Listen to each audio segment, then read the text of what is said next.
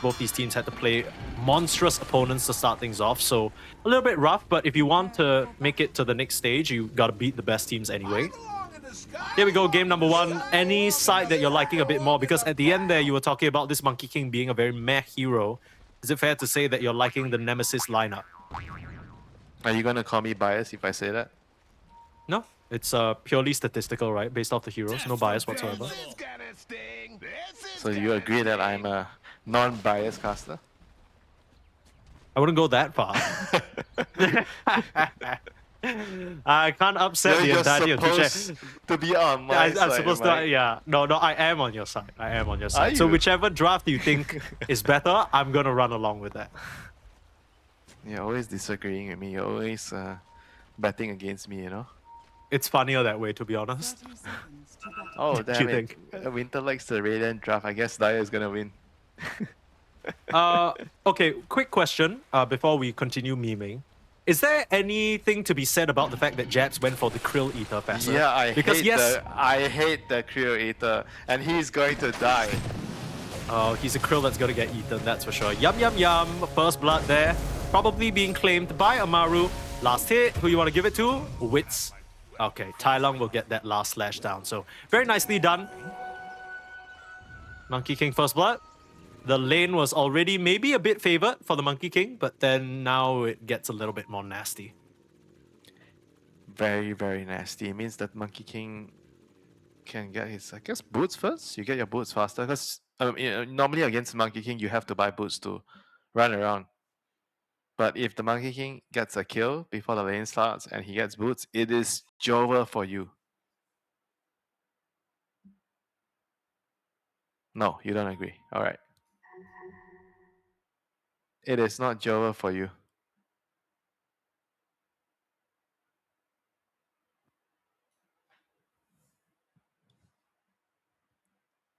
Hello, Mike. Are you back? Yeah, I think everybody's got a little bit of Discord server lag right now, but I believe we're back. Can you hear me, Winter? Are we back? I don't think so. I'm having trouble hearing my Singaporean friend here. Oh, that's rough. Maybe I should shout a little bit louder then. Maybe then you can hear me. It's the distance, you know. Okay, looks like everyone's back online. Nicely done. But yeah, overall, the Krill Eater, that's kind of what we were talking about before we got blipped out. I feel like, as much as I hate this facet as well, this is the most Jabs thing ever. Right? I feel like Jabs will always find a way to try and pseudo carry in some regard. You're never gonna see him just purely aura bot or like play for his team. He always wants a little bit of his own game. And this facet is weaker in the lane, but better in terms of scaling wise. Greedier. But in the lane, it is definitely it's a lot weaker, I think. I've tried both facets. Yeah. The G in Jab stands for greedy.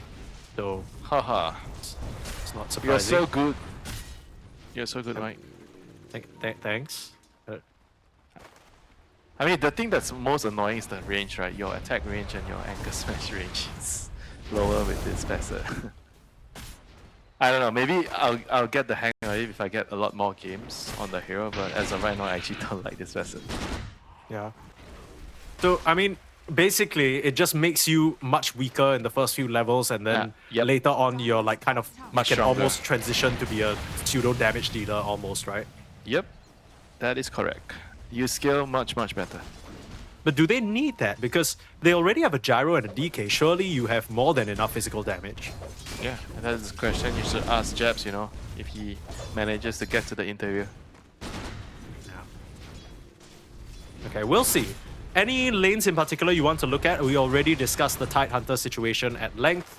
Seems like he's okay, apart from that first blood for now. And I mean, worst case scenario, they can also prepare stacks for him in the triangle. But how's his bot lane? Seems like, oh wow, they're taking a lot of damage between Oscar and Knight. Yeah, you see the power of the partner. Fast hero, 330 move speed, long attack range, can trade with blast, high mana pool, good stats. Are you believing the partner right now? I mean, to be fair, he's also, I kind of want to say this is almost best case scenario for the partner, right? You don't really have a way of full committing him unless you somehow flame break him into a hoof stomp and then he already has sticky napalm charges on him. This feels like Naman versus one melee creep and one range creep. And you have flat cannons to help you out. So I wouldn't Yeah. say you're like alone. I think that's what Gyro brings to the table in the lane. You're always helping your support win the trade. I wonder whether we'll see early movement come out from this Bat Rider, because, I mean, clearly there's not much he can actually do to help the Centaur, right? The lane's just gonna get pushed in. He kind of wants to just like, I think after securing the Lotus, you want to give the Centaur as much solo XP as you can.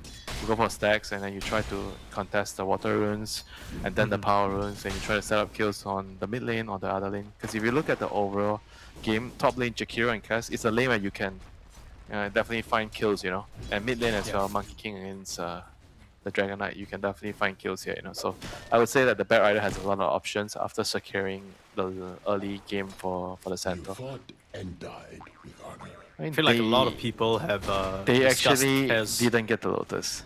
My bad. Yeah. And like you said, can't trade into the punk now. Way too strong. Hashtag believe. But they are pulling waves, so that's one thing. And 23 also kind of trying to match that movement. So shenanigans all across the board here, as we'll probably see Naman try and sneak through to that area to try and at least make sure not all the EXP gets denied, but it's kind of hard to run up into a Bat Rider. Yep, very hard. You can't really trade against him if you're alone without creeps. Your napalm stacks go on you, but Pugna is fighting back because he's level 3 and the Bat's level 2.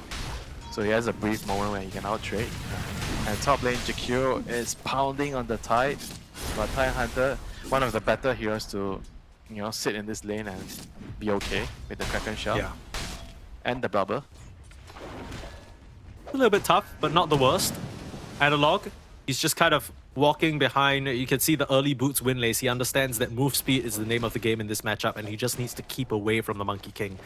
It's a little bit rough, but as long as he gets his levels and some degree of farm, it shouldn't be too bad. Yeah, the Monkey King actually rushed face boots. Yeah, this is also very interesting. I haven't really seen this thing a lot, you know. That is something new to me. Also kind of interesting so far that the Monkey King, despite being level 5, is saving 2 skill points. I'm not really sure what that's about. I understand saving 1 skill point to maybe get, you know, an emergency tree dance if you need it, but 2? Aren't you just kind of gimping yourself a little bit? It's only 1 now. He took another point in his Jingu. Jingu? Yeah, there you go. Okay. Yeah, Maybe just needed a moment to think. It's just very normal to just save 1 point. 2 is rather strange. And DK is definitely getting getting punished in this lane, you know. I feel like this lane shouldn't be this bad, you know. Maybe the first bird skewed things a lot. Like this face boost rush. Yeah, the face boost is actually looking really good in this lane now. Tidehunter not doing too hot as well. I mean, you were talking about the Jakiro and some of the combinations, right? You have Jakiro Ursa, you have Jakiro Jug. Kez definitely up there in terms of pos 1 heroes that can put the pressure on. And Analog already being forced back to base. This is not a good look for your mid laner. And he is the person that needs to bring the tempo of the game. Tide wants to sit in a lane and wait and farm. He's more reactive. I mean, Gyrocopter kind of also wants to sit in the lane, but he can rotate with the gate once he gets level 6, you know, so he can be active. I think this game he has to be active because DK is having such a tough time. Yeah. Please, no max homing missile, no rocket barrage build. Relax, relax. Yes, afterburner. Yeah, because the previous game, I think it was secondary strikes, right? So it's like... But even if you get secondary strikes, I think it's quite common to see players still get the barrage. Yeah, so strong. Pew, pew, pew, pew. Isn't that the whole part of playing Gyro? You just spam rockets out? Uh-oh, bit of a rotation here. Look at the time. 7-minute Wisdom Shrine. The Monkey King is already in position. Jabs is in big trouble. Kraken Shell able to get a little anchor smash off, but I don't think he'll survive this. Nice blubber. Of course, you can't time that, but it's very fortunate for him. But it looks like they'll lose this Wisdom Shrine. TP away from the Monkey King. Very, very smart play. He's going to come over and try and break this one open instead. It's only 2 supports on the side of Nemesis. And in comes the Monkey King. They can't fight him here. Uh-oh. What you thought was the tree was actually the opponent mid laner. And now 23. Gonna try and gun away Gardic, taking so much damage, my goodness, from the ward. They didn't clear it out, but now 23 is in a very awkward position. Can you bail your carry out of trouble? Snowball save, momentary. It's not going to matter much. Coming back out, they will take down Oscar while they're at it, changing of the guard to keep Tai Lung safe, and Naman will drop to the deck as well. Huge win from Amaru, and from yesterday, it's clear they learned. We need to be ready for these Wisdom Shrine plays. They make it count double. Well played. That was absolutely amazing from Thailand, recognizing that he doesn't have to be top TP support and secures both Wisdom Shrines, you know, because Nemesis knows that they can't contest the Monkey, so they decided to gather at bot, and Monkey King read the whole situation. TP'd bot and told his team to come along, you know, so they secured both. Very, very well done. Yeah, this is the kind of impact you want to see from your mid Monkey King. That's what makes the hero so strong. You run around at that level 6, high points in Jingu. Not many heroes can really contest you in a 1-to-1, not even a 2-to-1. Boots, man. I'm really digging these face boots. Like yeah, he's kind of cooking. The face boots kind of allow him to do that. Get some damage now. Jinxing him? Okay, no. Yeah, don't do that. Don't do that. The moment you say praise to a player and then he dies right away. Over. I mean, on the bright side, Jabs didn't die to that gank, right? So him surviving, he's able to keep on farming, but as you can see, net worth, it's looking pretty awful for the mid and off laner of Nemesis in this early stage. Seems like Amaru Gaming, they've got a decent recipe down for success in terms of at least how they want to play the early stage of the game. I mean, their heroes are better in the lane, you know. I think on paper they have the stronger laners, you know, Jakiro, Bad Rider, supports. I mean, I think they should come, you know, out of this laning phase with a slight lead. It's so crazy to say that against a team with like Pugna, Tusk, Gyro, right? You'd imagine these guys would at least break even, but so far only the Gyro doing well, and now a smoke move up to 23 to try and ruin his day further. Already level 7 on Oscar. Nice pullback. The Wild Ring Ripper, the Tornado into the lasso, and 23, he is in big trouble. Last minute snowball save. Can you bail the 23 out? Absolutely not. Stampede committed. They'll find Jokum as well, with even Wits rotating through the Twin Gate. We've seen this move before, and Wits, he has no trouble just kind of running in here, but now Tai Lung dropping low. The full commit, the Ravage used, and Tai Lung will get popped up by the tentacles. Nice response there from Nemesis to at least get something on the map and the tier 1 to boot. That is actually a bigger trade for Nemesis. They managed to kill the enemy mid and they kill the tower. I think that's actually worth it, you know, to trade away your Gyro and your Tusk. I call that a small victory for Nemesis. Yeah, that's fair. I mean, 23 doesn't really lose that much in the way of farm, right? And I guess you just gotta be a bit careful because Wits is still around. Now, if 23 dies a second time, that is going to be awful. Jokum can be the sacrifice instead, and that looks like that's going to be the case. Naman now joining the ranks along with his team. Can they really afford to stick around here? Wits doesn't have a grappling hook anymore, so no further chase, and somehow Jokum gets out of that alive. Yeah, he has a Pugna. I think Pugna is pretty good against the Cass. Like the decrep to dodge the physical damage, and top lane, the Dragon and the Watermelon is teaming up to kill another Dragon. Cannibalism. Running in now with Wits, but like you mentioned, the Pugna on the case and keeping his cause alive. Really hard to crack into the Tidehunter now, especially if some armor items. Yeah, I mean, Jabs, he's just looking a bit too meaty to get through, and they're actually gonna pressure out this tower. So even though Jabs and the DK were so low net worth, they decided to bring their powers together. They ganked the Monkey King in the mid, bring the pressure up top, and they've made so much happen for Nemesis in the past few minutes. Yeah, the move mid was actually really huge, you know, when Gyro was getting ganked bot and the Tide TP'd mid to gank the Monkey King. That was like a Tide turner for sure, you know, no pun intended. The kill on the Monkey King. Nice. And That the was tower good. on the mid lane. That actually completely swung the game around. And now Nemesis, they are in a very nice spot. TP on Tide. It's moving bot to defend the tower here. He has Ravage up in 30 seconds, so they have... actually, the tower is gonna just get denied, so he TP'd down to just deny the tower. Alright, sure. Fair. He's like, he doesn't want the tower stealing any of his last hits. Classic Jabs. He really just TP'd down to deny that. Jabs, it's all about the mental game with Jabs. You know, he goes down there, he denies the tower, he's like, no gold for you guys. Yeah, but Only gold from couldn't Gyro have done the same thing Gyro did? Nah, Gyro's gotta go farm, brother. What are you talking about? Look at Jabs back up to the top lane, putting pressure out onto Wits. They think better of it. Still no level 6 on the Tusk, which is kind of awkward, and now he'll be surrounded by 3 trying to secure the regen rune. Not going to find it. You know, Tide having no TP now means that I think Amaru Gaming can definitely look to move around the map to abuse like the Tide doesn't have a TP. I mean, they need to do it quick because it's coming off cooldown in they're like moving. 15 seconds. They just so- killed the Tusk, so they should be moving towards the bottom side to pick off the gyro. If the gyro shows. There is a lane ward, there is a lasso. We didn't really talk about this combination, but even before the blink with the Stampede, you should be able to close the distance in for that spell on the Bat Rider. Oh yeah, that is my favorite combination. Bat Rider and Centaur. Oh, okay. More Winter Law drop. Are you gonna call me out again? No, there's nothing to call out. I mean, that is a great Claim combination. that I'm lying? Oh, yesterday you said no. that Tusk and gyro is your favorite combination. Do you have a favorite combination with Tusk? Gyro. Really? I think Wind Ranger Tusk is kind of lit because Focus Fire tag team is crazy. Okay, fine.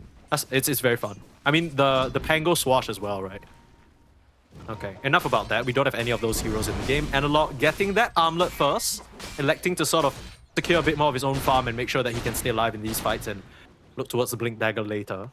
Nemesis don't really seem fussed about forcing anything on the map. They have just kind of been getting their levels, getting their farm. Even though they have Ravage off cooldown, they're just chilling. Lasso up, found a partner, but that is just a pause 5. And is he actually going to be able to TP out? No way! Okay, Repugnance comes through with the hooves. Gets that kill. Hey, if you look at their cores, right, comparing the Radiant cores to the Dire cores, I think Nemesis cores, they're much more scaling, you know. DK, Tide, Gyrocopter against the Cass, Centaur, and Monkey King. I think you're happier going for a long game, right? Whereas if you're Amaru's lab, you want to be fighting early, you want to be dominating your opponents now, taking the towers, taking Roshan. You want to be pressuring them, you know. If the game is even and nothing's going on, it doesn't feel good for your lineup. We think back to the glory days of Talon back at the sort of Animajor period. Was that even Talon back then? I don't even remember, but regardless of what it was, I remember them just having 1 hour games on average. It was Jokum, 23, and Jabs in that team. Just kind of pushing the limits. And once it gets to late game, that's where they shine. Kind of saw that proof in the pudding against Liquid yesterday as well. They're more than happy to just farm up a storm. I mean, Jabs will never say no to more CS. There's one thing he will, you know, prefer over CS: kills. True. True. If you give him if you give him the kill, he'll definitely come over. That's true. But that is how you entice your greedy teammates, right? When you're trying to get your teammates to TP over to help you, just tell them, there's a free kill here, come get it, come get it. And then it just brightens up the mood of that farming hero. It just galvanizes their brain into action. They're like, oh my god, kill? Free kill? It's like, free kill? TP. Alright, is Tide a free kill here, Mike? It's gonna be a little bit tough. They got 3 heroes, they all do physical damage other than Shikiro. Immediately pops the Kraken Shell. He is not even dead yet. He can actually pop the one and press Ravage if he wants. He doesn't even need to. Oh my goodness, in comes Analog. That's the blink reveal. Wits in a little bit of trouble, but they still don't want to use that Ravage just yet. Stampede comes out defensively. That's not ideal for Amaru, and the rest of Nemesis have shown up in full force. So no longer a fight that Nemesis, or rather Amaru, can take an immediate smoke up, but I'm not sure whether that was spotted out by a Watcher. Apparently not, because they still catch a hero. Okay, got it. It'll be the sacrifice. The Blink Dagger of the Dragon Knight ends up paying off in the end. Oh, the monkey. They managed. Oh, that was close. Oh, where is he? Almost get the gush off. Oh, Almost. spooky, spooky. And in bot lane, meanwhile, Centaur is pressuring it. He has his helm, he has his vanguard, he has his blade mail. Very, very tanky. They're ready to full commit on whoever TP's in, but again, Jabs might not be the target they can opt for. They'll have to stomp and just walk this one off, and especially the gyro around, they don't want to try for any lasso shenanigans. Though the pings come through though, are they really gonna chase this? I mean, I know there's no Stampede, but here comes top Wits lane. on the hunt top They're lane. chasing the other side as well. Trying to find a Scragger. Uh-oh, Monkey King. that- Did he find... Who is he gonna find? A Walrus! There's Tusk. No biggie. Don't even need the lasso for that one. Just a bit of a slower kill. He'll buy as much time as he can for his teammates to move out along the map. And okay, all that movement for a, let me check, support kill? Okay. It's a Walrus, Mike. You know, Warriors contains a good amount of healthy fats for you to digest. Do you also have a friend who's eaten walrus before? Just curious, is it the same guy? You'll never know. I don't know. I'm not really Yes. fond of the company you keep around you. He has Winter. some It's, exotic taste, you know. a bit suspicious. But I wanted to ask, because you said that Nemesis, their heroes obviously scale a lot better. That's your feeling, and I kind of would tend to agree. Is it bad then that Amaru isn't really getting any net worth advantage? Because they are running around the map, they are trying to make kills happen, but they haven't really been quite successful in slowing down the DK, the Tide, or the Gyro. Yes, Mike, it is bad. They want to be snowballing. Okay. Oh, what's stopping them? Why can't they just run at Nemesis? They are waiting for a blink dagger on Knight. That is why. He is 200 gold off. It might be a bit too late for this smoke move coming out from Nemesis. If they can find Wits, that'll be huge, but they just miss him. It's not going to show in the top lane. Kind of grabbing the Lotus. Oh, they might find a Raptor. Uh-oh. Showing in the He lane now. knows. Uh-oh. Maybe he doesn't know. You just Ravage. It seemed like he knew. I feel He like Ravens I Veil. feel like he knew. Yeah, but how did he know? He I'm because trying he was to- playing in dangerous area, right? So it's like this instinct that, you know, the Peter Tingle. If you watch Spider-Man, he knew that he was in danger. Yeah. But he just ran the wrong side, you know? And meanwhile, Tide TPing to a tower again. Nobody touch my tower. I am Tide. You have to go past me. Yeah, this kind of seems like a big problem for Amaru. Every single time they try and do anything, Tide just TPs in and they're like, well, guess we can't play this side of the map. And even though Oscar has a Crimson, which on paper should be really good in these team fights, Nemesis just aren't really giving Amaru the fights and opportunities that they want. He is actually so rich on Oscar. Holy crap, he is on Yeah, how is he par so net worth with the rich? gyrocopter? What the hell? Farming up a storm. Top lane, Analog in some trouble. The nice stun before the lasso comes out, but he's slowed to a crawl by the inhibit. Nice try at the snowball save. He'll buy him some time. The rest of the side of Nemesis starting to TP in now. They've snowballed into a Kez. Stampede out. They're still on the Dragonite, getting healed up and stopped. Now will not stand a chance in saving his mid. Still surviving for now. Still needs to toggle. Still needs more help. Where's the Ravage? Where's your Tide? Stop by Another the toggle. hero. Ravage comes out. The toggle again. Are you serious? The Macro Pyre will finish him off, and now 23. He's gonna get focused down and killed off. Finally, the fight that Amaru were waiting for, and they're just a bit too strong for Nemesis. The Tidehunter TPing to the bot lane ends up hurting them, as sure they can't kill Jazz, but they kill his entire team. And now with only a watermelon left, they are ready for dessert, jumping in and slicing down Oscar. What a series of setup plays from him. That was the fight they've been waiting for the last 15 minutes, man. Very, very big fight. Dodging away from the Tide, like you mentioned, and finding the right pick off, the DK. I think the right move for Nemesis there was just to let the DK die. The moment they tried to save him, because you have double save supports, right? Partner and Tusk. You're gonna see it here. They jump him, they get the inhibit, they trap him in the Wukong command. And then he's so near the tower, right? So you're really tempted to save him. But this defensive snowball, I think he had to release the snowball earlier. Because the moment he waited, Monkey King did the right move. He ran further away to the most end of the ring to make the snowball go into a very deep position. And they kind of, get dragged into a very deep position as a team. And they couldn't really, save him in the end. And they all died because they overextended. They just also don't have enough damage on 23, right? Surrounded on all sides and just being gunned down. The fact that Gardic managed to come in there with a beautiful ice path, to be honest, stopping Jabs from getting the Ravage off any earlier means that there was no chance. They simply don't have the damage and just get run down very quickly. And all of it is just because Oscar's in there, hoof stomp after hoof stomp. I mean, you saw in that earlier part of the fight as well. He went straight for the partner, went for the backlines, went for the safe supports. Just kind of leave Analog on an island because he's not getting out of here alive, right? You just need to make sure the help can't come through. Even with all that said though, Nemesis are the ones to claim the Tormentor, so maybe a couple of ultimates used and that opens up the way for them to just grab that. It's going to be an Aghanim shard for the partner, not the most insane shard, but you'll take it. Yeah, it's not the best game for it. It's no illusion heroes. I'm sure you much rather the Tusk have the shot. Well, they know where the gyro is. Smoke move out Amaru. Don't want to give Nemesis any time to breathe. 23. This is BKB. Peter. Tai Long has BKB. He is strong. Ruh-roh. Smells like there's something amiss in the bot lane. Smells a monkey jumping around the trees and will hide away under the safety of his tower along with Jokum ready for the snowball save. Show now. You commit in here though. You're seeing Jokum as well. It's bright as day. I mean, this tomato creep is low-key giving it away a little bit. Look at the sandwich coming in from the right. The DK, the Tide, and the partner. This is a very interesting move here from Nemesis. The question is, do Nemesis fully know, or big are they ravage, just big taking a ravage. gamble? Look for the Ravage. Jump in onto all 5 jabs. Hits a monster Ravage. But there's not a lot of follow-up just yet. Buyback immediately on the Bat Rider. They're onto 23 on the sidelines as well. But Jokum there to help him out. Both supports already out for the first time, but they still want to use this Tai Long BKB, the Monkey King, jumping forward, looking for a target.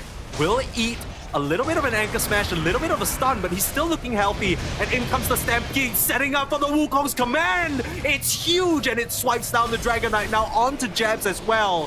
He won't survive this even with an anchor smash, and a goodbye call down from 23, waving his teammate adieu, because this guy, he's just gonna be another kill on the chopping block. Beautiful bait in there from Amaru.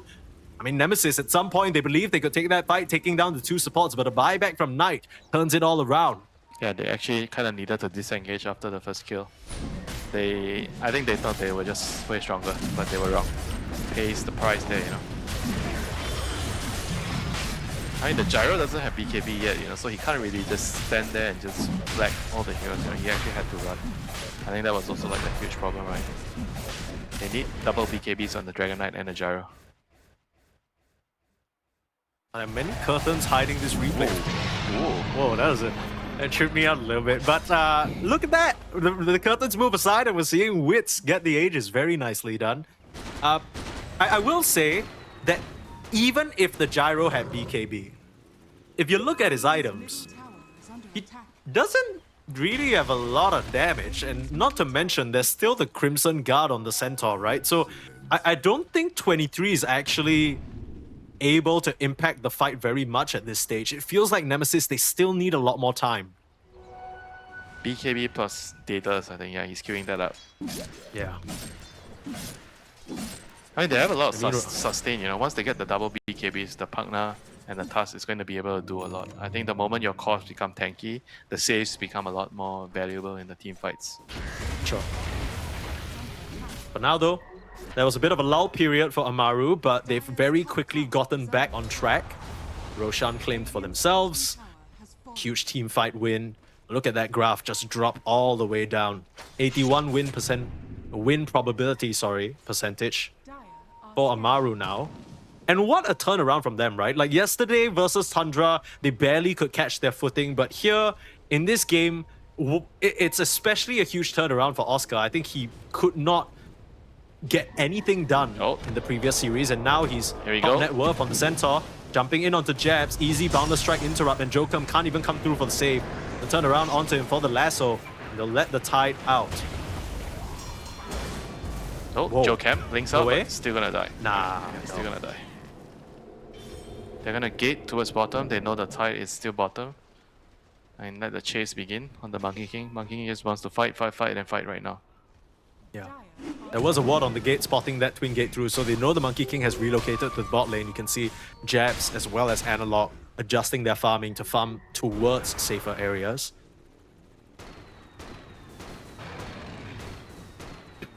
Yeah, the Monkey King is actually pretty strong, you know, with his level 15 talent. Like 110 extra damage from the Jingu Mastery. It's actually very, very painful. He does a lot of damage, you know. You're gonna disappear if he gets his stack and he starts hitting you. Unless you're DK or tight. I mean, I think it's easy to say, especially when your team has the advantage. But it's still very impressive to me that he's keeping up very well in net worth. I feel like a lot of the times when you're playing an active hero like the Monkey King, it's not like you're building any farming items. And sometimes you're busy like trying to make things happen, and then you just completely miss out on especially if you die. Creeps.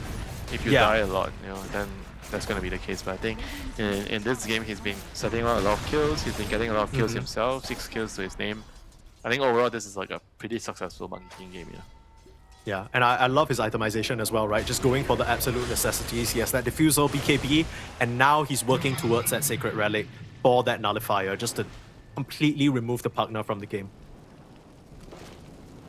Yeah, the Decrep is going to be a non-factor. The Gleamer is going to be a non-factor. The Solar Crest is also going to be a non-factor. All these buffing items.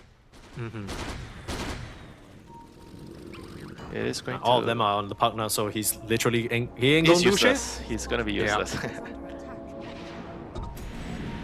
I mean, if you're Nemesis, you have to be thinking in the team fights, who is the first target you have to jump, right? You gotta be looking at all this like squishy heroes, the Bat Rider, the Jack Hero. I don't think Monkey King is like a good like first hero to jump unless you can somehow layer the task stuns and punch with the Dragonite stun. And here we go, they catch the Bat Rider, so one support kill. So it means that Amaru Gaming, they have to vacate this area, so they have to run away. Look, I'm not one to criticize pro players because they are infinitely better than me. But is it just me or did that feel a little bit sloppy from Amaru? Because they didn't clear out the triangle vision-wise, right? So the fact that the Bat Rider was just kind of walking out in the open to connect with his team across the triangle like that. Yeah, and also the Monkey King already left, you know, so they couldn't really hold that advanced position if your Monkey King is not there. Top lane, they're going to try to break the watermelon, but he is not alone. No, this is not an easy kill. It's a very quick pickup. BKB from Oscar. Holy He's crap. calling his teammates in now. He's saying, come on guys, let's fight. I just popped my BKB, but things have gotten a bit awkward. Now you got a nice ice shot holding him in place. He still should be able to blink away though. Yeah, but the two supports are already dead, you know, so I don't think they are going to be in any position to take a fight here. Aegis is A running bit out. of a strange series of events. Yeah. I thought, like, you know, you get the Aegis, and then I feel like Nick's natural progression is you control the area around the tier 2s and then you start trying to They push are those down. allocating the wrong heroes to push out lanes. I think the Jack Hero actually has to deal with the dangerous areas, and the Monkey King needs to play with the team that's holding the advanced positions. I think the moment Monkey King leaves and he can't connect back right away, that's going to give like Nemesis time to come back and reclaim the area, pick off the supports, right? I think that is primarily one of the small problems that I realized, you know, I noticed, you know. Yeah. I mean, the Monkey King also has a full nullifier, right? But the guy with the nullifier is like hitting a creep wave on the other side of the map, so... Yeah, mainly is you can't hold like dangerous positions without your core around, you know. It's like... Yeah. And this is also another reason, you know, like if you have the wrong heroes pushing out the lanes, you're gonna have heroes dying, you know. Because if Jack Hero is doing that, he can push out from a very safe distance. He doesn't have to go anywhere near, right? If you're a Bat Rider, you have to Firefly and put yourself in danger to clear out the way. Yeah. I mean, Unless you already see Firefly, it's like... Yeah, it might seem like all these are like very small matters, but it will result in kills that are probably avoidable being given away, and then you lose grip on the map, you know, and then you slowly but surely give your enemy a way back into the game, you know. So all these small little plays do matter a lot. Oh, absolutely. I mean, you can already, even if you're not looking at the numbers, you can already kind of feel the tempo of the game sort of shifting back to a neutral state. All that the amazing team fight that Amaru took in the top side, they immediately lost the Tormentor, then Nemesis did a good job kind of dodging out and, you know, wasting the time on the Aegis.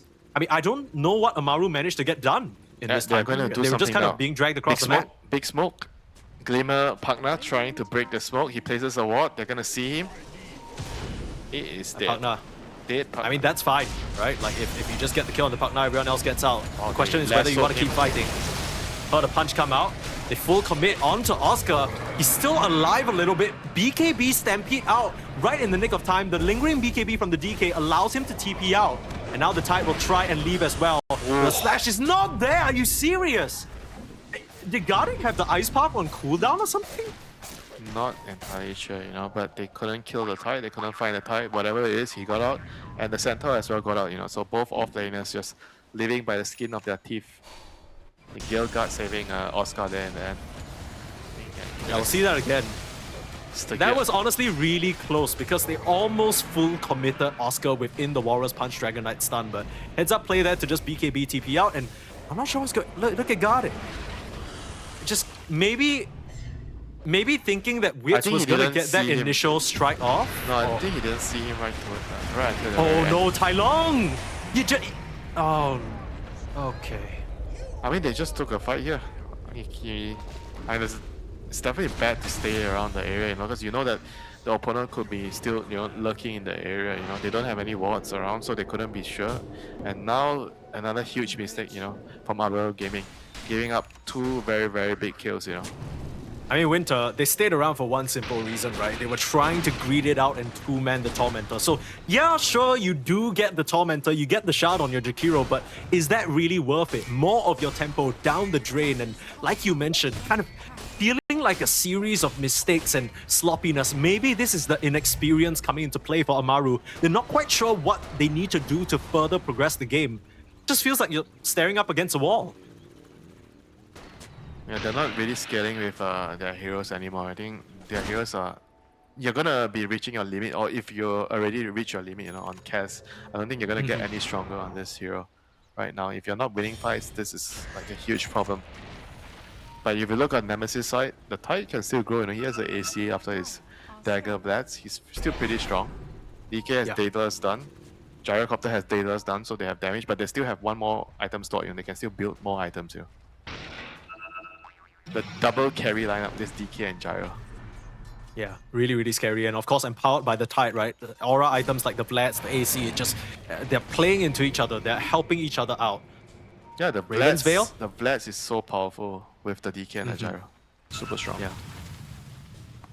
And in many ways, the Tide was just kind of like the perfect pick to round things out there. Yeah, now his move out. Now his facet is definitely paying off. Absolutely. Better scaling, you know. Both teams trying to get a good position around the Roche that has yet to respawn, but might just be the mid lane where they meet. This is gonna be good splitting off for Nemesis if the Roshan actually spawns top. Yeah, it's gonna spawn top. 50 seconds. Okay.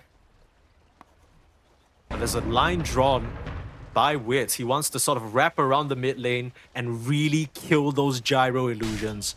Unfortunately, they time out, so Jab's the only one showing on the map right now. They should have an idea that Nemesis is in the top lane. Here we go. They have the high ground. They get a Walrus. Lasso up. Find themselves a Walrus. Do you want to fight though? Stampede forward, analog with the blink. This is a boundless strike to slam onto 23, but it's a bit of an awkward position to keep chasing into.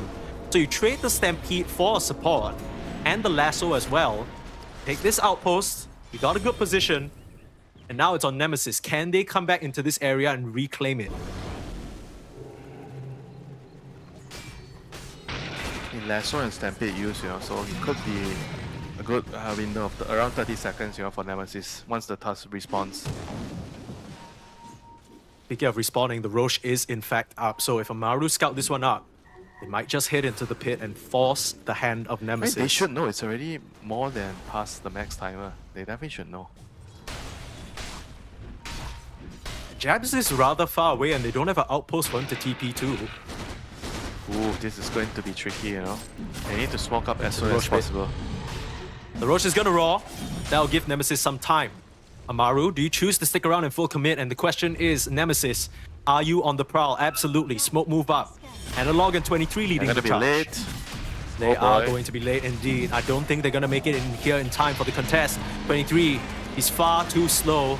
And the shots will come through, but do you still want to fight? Jokum gonna jump in for the punch. Ravage as well. They full commit down Oscar. In comes Tai Long. BK beat up already, and a nice Wukong's command in the thick of it all. Doing so much damage, he can still change the guard. Damage pouring out onto Analog, and they swipe down the dragon.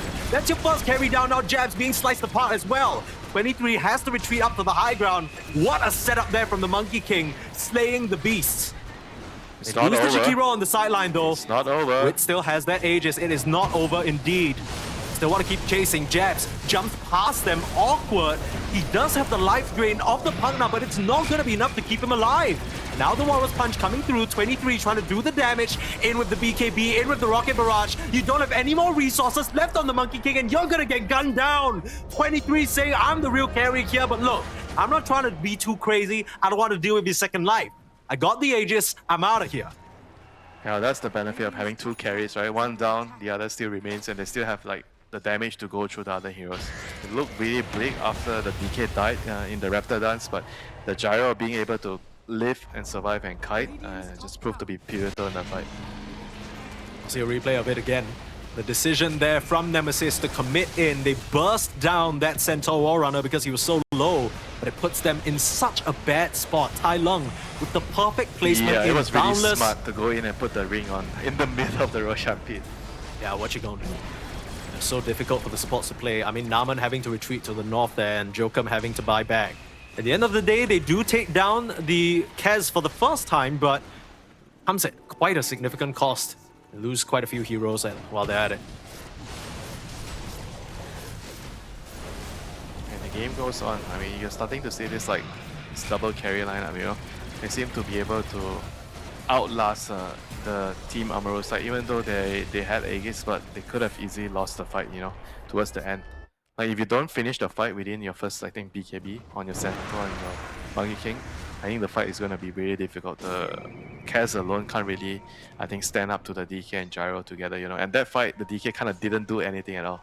He just died. I mean, that's fair, but you also gotta sort of acknowledge that the Centaur wasn't a factor in that fight at all, right? This is a guy with now completed Aghanims, BKB, Crimson Guard. There's so much that he provides to the team that just was not a factor. So as much as you're saying that Amaru Gaming, you know, they might not have enough gas in the tank, you're missing out this extremely rich horse. And yeah, he's not doing damage, you know. The thing is like he's providing utility. He's rich, but his net worth isn't really very obvious in the team fights. Like, okay, I get what you mean. compare that to like a Monkey or Cass, right? When those heroes get net worth, you can see the damage being done. Right. I mean, Centaur is like, you're kind of like trying to just save with the workhorse, and then you're trying to stack up the double edge with your shot. You're trying to run around, land some multi-hero storms. It's not very obvious, you know. You can do it with or without the net worth. I get what you mean. Although I will say that I think if Oscar is able to get in the way of Jokum, get in the way of Naman, it's going to be a big problem for Nemesis. Kind of awkward now. I mean, they're Looking split for a up. lasso. This is trouble. Yeah. This could be trouble for Nemesis. Get the hell out of there. Boundless off the mark. Come on, are you serious? How did no one die? Like Right in the middle too. Did you see that? One on the left, one on the right. Bam, straight through the middle. That's unfortunate. Yeah, that is just... that is a good guess though from Tai Lung, I will say. That boundless strike was a baller move. Yeah, what can you do? You know, that's just unlucky. Yeah, true. It's one of those things maybe you watch the replay of the game, you're like, damn, I was completely right. I just off by like 5 centimeters.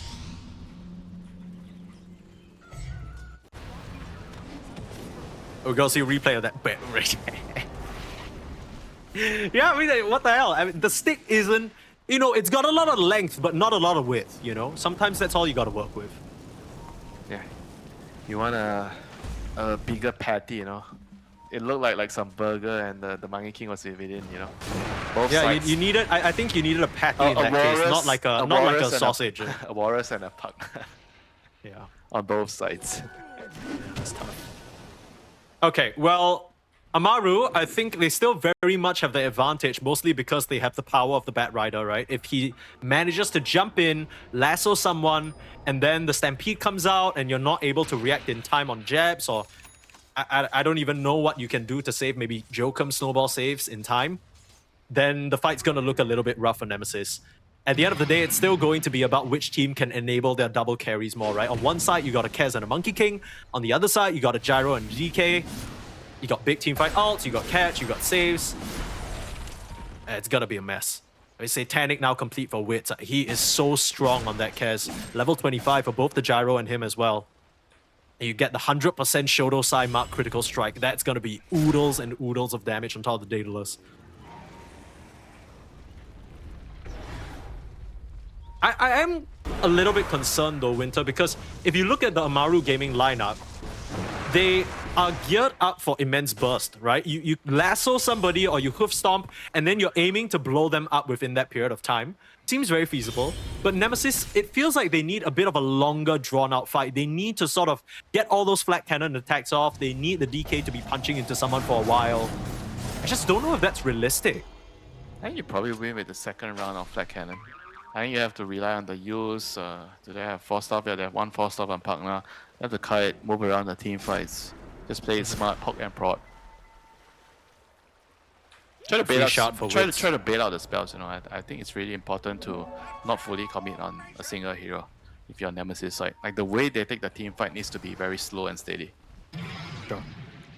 How are you hoping to start it? Is it like Analog has to somehow jump You through the need back to line? fish for information. You need to identify which heroes that you want to go on first until they show. You know, like the Jack hero and Bat. I think those are the two heroes that you want to immediately kill off.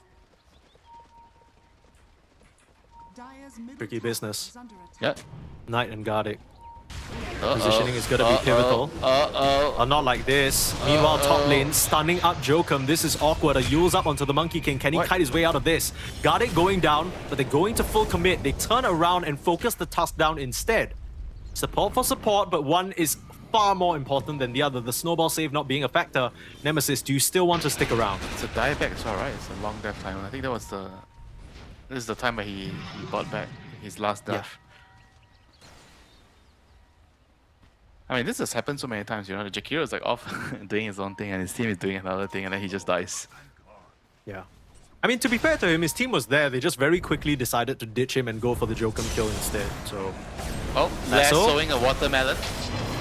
Wow, is that actually working? Jabs! Holy crap, the damage! Bro, that's a watermelon! Oh, that's a nice cleaver. Nice decrep. But there goes the cart. Analog now in trouble. This is problematic. You don't have a Ravage to save your carry. But 23 on the back line manages to gun down Gardic. That's not Gardic, sorry, that's Knight.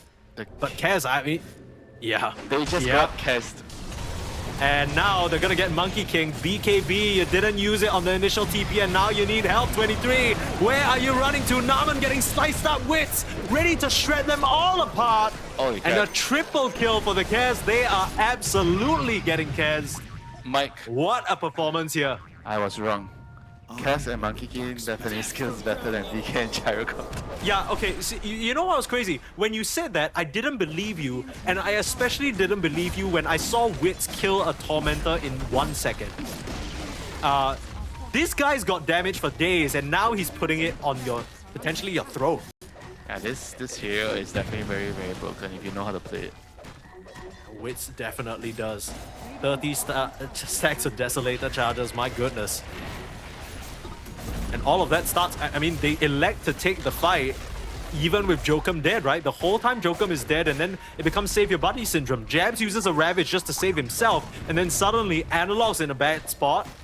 You can see kind of that disconnect. We were talking about, you know, Analog and his ability to gel with this new team he's found. But clearly not entirely on the same page just yet. This is gonna be a hard position to come back from for Team Nemesis. Possibly going to have to deal with Mega Creeps. They have DK and Gyro, so they could deal with the creeps. Oh, Tide buys back.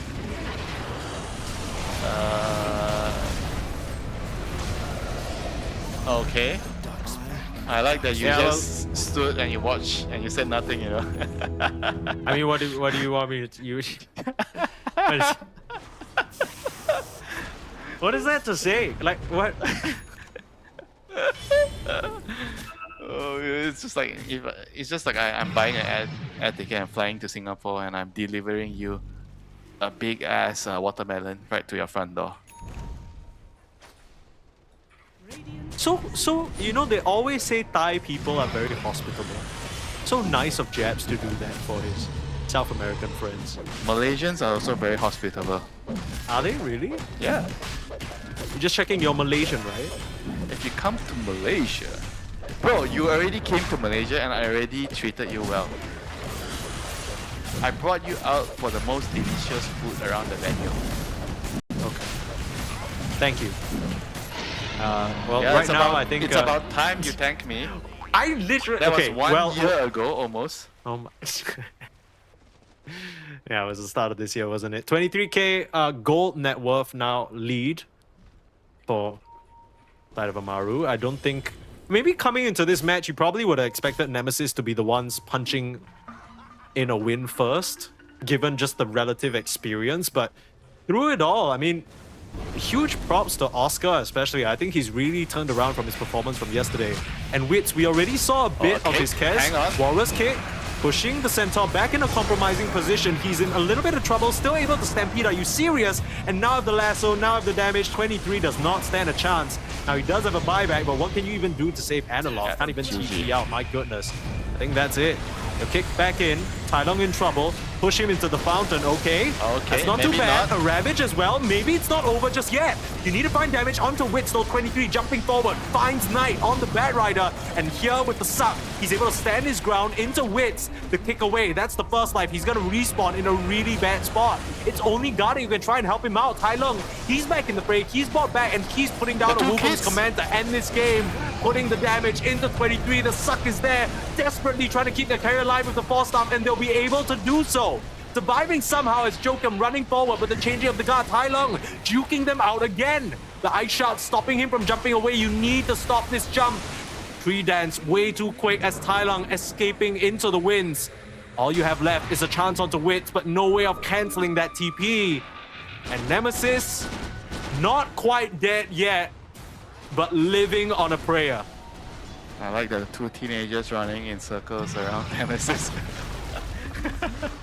Monkey King and the cats just running around, so mobile, dancing around them, and sure, Monkey King had to buy back for his brother, you know, for Tylong.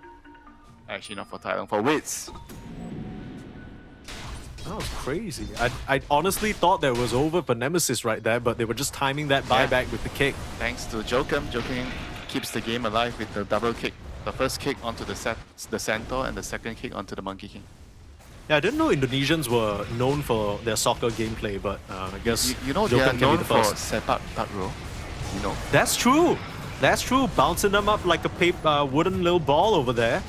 It kind of looked so rough because anytime 23 gets looked at, I mean, even Analog, you see here that the sheer amount of damage coming out from Wits, it's disgusting. Only with the fountain damage were they able to take down Tylong the first time. Immediately buys back once he sees Wits is in trouble. A Zoomer helping another Zoomer out. I'm so surprised that Wits manages to live here. And also, I was a bit confused because I thought the kick would plant him near the tier 4 tower, but he ends up respawning way further than I expected. There is one more fight in Nemesis right now. Game is still not over. It is not over until the Fat Lady sings. There is still one more fight.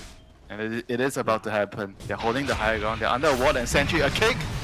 There's a dragon. A little bit of miscommunication there. In 23, he's in trouble. He has a Divine. He can't afford to go down, but he's starting to get focused, and the Ravage can't come through. That is the Gyro That Divine on the deck, GG. and Analog, he That is can't GG. make it to grab it for himself. He has to turn around, try and deal with Tylong all by his lonesome with the help of Jabs, with the help of Pugna, but they can't really offer him much. And Ice Path, a Hurricane Pike, trying to get back to safety, but there's no hope left.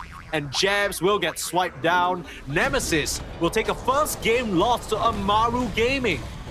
What a game, man. This is such an entertaining start to our series. Non-stop fighting, both teams just trying to prove a point. We are stronger, you know, we have better scaling. And Amaru Gaming comes back and says, no, do you not know what is Kes? You do not know what is Kes. Keep crushing their opponents with the Primal and X running around. Especially they need to kill off the Terrorblade and the Centaur. These are the side lane heroes needs to be killed off, removed from the lane because they can't touch Punk with their lineup. So they are hoping that they can actually win the side lanes enough that they can take control of the game, take Roshan and take Tormentor, you know. This is their game plan, and whether it's going to work, I am not very confident. Yeah, me neither. Jabs, game hasn't even started. He's throwing up the Monster Hunter surrender sticker. That's tough. Gardic, of course, tipping his former teammate. I also realized, apologies folks, I missold a bit of information just now. I was talking about how they were all playing with Animager together. No, that was 23 and Cuckoo, not 23 and Jabs. Silly me. What? That was 23 years ago? No, 23 and Cuckoo, like 23 Savage. I know. I'm just messing with you. I literally... That's not even a good joke, man. Like, I'm just trying to keep things entertaining. There we go. Yeah, okay. I'm trying. I have a feeling I'm gonna get that line repeated back to me a lot. It's the next 3:30 few days. AM. I'm trying That's to true. get you excited or get myself No, excited. but to be fair, I think not even fake hype, right? I think this is really cool to see because we didn't get to see this side of Amaru yesterday at all. And like yes, a lot of these teams may be coming from Div 2 or the regional qualifiers. You're like, yeah, I don't know whether they can hold a candle into some of these more experienced players. Amaru Gaming showing they deserve to be here, at least in that game number 1. They proved their worth. We'll see whether they're able to take a convincing 2-0 victory. That certainly would be at least a little bit of an upset, I want to say. Yeah, depending who you ask. True. Yeah, but I guess from the first series, if you're judging from the first series, then it should mean that oh, cancel the TV. Oh, that was close. Oh! Oh no, that could have been huge. I kind of... did he hesitate, Yeah, I or think was he it just actually me? cancelled the attack the first time around. Yeah, like he could have... I think he could have made it happen. He could have. Just... Yeah. Gardic also kind of tipping, like low-key backhanded tip, right? Saying like you TP'd in front of a clock. Brother, if he finished his auto attack, we'd be cooked. I mean, he'll be late for the lane. Like maybe 10 seconds, you can still get, it's not the end of the world. And Yeah, not if the clock walks back up. Ooh, first blood. What? How did that... That is a Black Grimoire charge. How did that even happen? He was trying to Did he just... pull the wave. And he took a lot of damage. Because he was already low from the first exchange, when he was trying to cancel Yeah. the Bat's TP. And then he went back there and yeah, he got hit by another Shadow Word. And this is really, really bad news here. We are already like doubting the clockwork, like how much can he do, and this happens. At least he's burning some of the Warlock's mana. I don't know how much it's going to matter, given that Wits is just popping the Metamorphosis and pushing your Axe out of the lane. Not really what you want to see. I think one of the things with Axe is that you always want to be able to pop that Battle Hunger on the opposing 5, and then the opposing 5 just dies to your 4. But not really something that's very feasible with a Warlock Shadow Word. Yeah, this lane is not starting out well, but right now with the clockwork burning all the Warlock's mana, the Axe should be relatively safe now. 4 Ring of Protections and Metamorph down, so he should be able to farm freely. Oh my god, seen an Axe with more taking protected fingers. so much damage. Yeah. It's kind of tough, right? Because if you're trying to commit into the Terrorblade, you're also taking the Shadow Word damage, which is not great. Jokum is doing a good job playing pinball here, but he is also tanking a lot of harass. I guess it's not so bad at the end of the day as long as Japs can farm, but it's not even like his CS is that impressive. He's getting doubled up by the Terrorblade right now. Yeah, I mean this lane is not easy for Axe, because you're all physical damage with your Battle Hunger. Terrorblade has so much armor, and he has a Warlock. So, what do you think was the plan here? Because it's not like this lane orientation was a surprise, right? They know what they're going into. I think he just has some feeling that it could work. Because logically, I think Primal works really, really well in this lane. Or maybe they just couldn't find another mid laner. Yeah, that was also the other problem. Yeah, I guess so. Seemed like there was only like what did I mention? Void Spirit. You said Tango, Void Spirit. And, yeah, maybe not so much Tiny. Tiny is like not a very good hero now. I mean, those aren't very bad options, right? I guess the Pango is a little bit awkward to make work into the but park because it could also mean that Analog wanted to play Primal. That also is possible. yeah. But whatever the reason is, right now they're in this position and they have to find a way to win this game, right? Even though it's difficult. And I think there's there is only one way. They need to snowball. They need to do well in the lanes, and they need to just keep the ball rolling. Well, I don't think the ball even exists yet, because if you look at the CS right now, Analog is also getting doubled up on by Tai Long. So kind of being shown up a little bit in his own sort of... Yeah, this is why I find it strange, right? Because this is not a good lane matchup for Primal. Yeah, like what's the plan? Like, okay. Okay, can Nice they kill him? Cogs. He has a Waning Rift down to the low ground. Cogs going to be off the mark. Try for a Blood nice Grenade, dodge. easy dodge there. And that was never going to be too difficult for Tai Long. Only if he ran into the first Cogs. I think that's where it will be troublesome. You think this is difficult? Ooh, nicely done. 23. Gets that last hit before the TP completes. So putting a stop to some of the early snowball. We saw how well Oscar could farm on his Centaur if he was just given the free space, and the Jakiro Jug doing what they were drafted for. Lane winners, lane dominators, lane killers, I mean, Yeah. imagine if it's already so hard to kill the puck now this early, it's gonna just get harder and harder in the later portions of the game, That's true. Incoming Clockwork Orchid, thinking. Yeah, maybe. I think that's like definitely a very possible option, you know. But you have to snowball on this hero to buy Orchid. With the current start that he has, I don't know if he's gonna be planning to buy Orchid. Yeah, I don't even know if he's making it to the Tranquil Boots, I'll be honest with you. Talk about an Orchid. You gotta dream big, you know. A man's gotta dream big. Yeah, I mean, right now it's not even about big dreams, right? Right now it's about staying alive here at Season 27. You have one game, one series down, you're about to be 0-2. Really not the start you want, especially after you've just been signed by a new organization. You want to show them, yeah, we were worth the investment. We're gonna sort of make your money worth the time. You're reminding me of that TikTok video, Money Worth. What's the TikTok video? Never mind. Okay. Well, you can keep your inside jokes to yourself, I guess. I'll share with you after our shift, okay? Okay, Jabs being run down. Oh, this has got to sting. And 4 rings of protection ain't gonna help you up against fire. I don't know if you've ever put metal in a burning flame before, It but melts. it just melts. Yeah, so... Thank you for the information, Mike. Yeah, no worries. Mid lane. Oh, Nice little backup there from Oh, Naman. they Trying got again, him. Cogs. They got him. completely whiffed. They got him. They got him. Let's go. 3 heroes, 2 Cogs, a couple of Jakiro spells, but they got him. Tai Lung goes down, and all it cost them is a lot of damage on their tier 1 in the bot lane and the Axe dying. yeah, this is what it's going to take, you know. Perfect team coordination and spellcasting to catch a puck.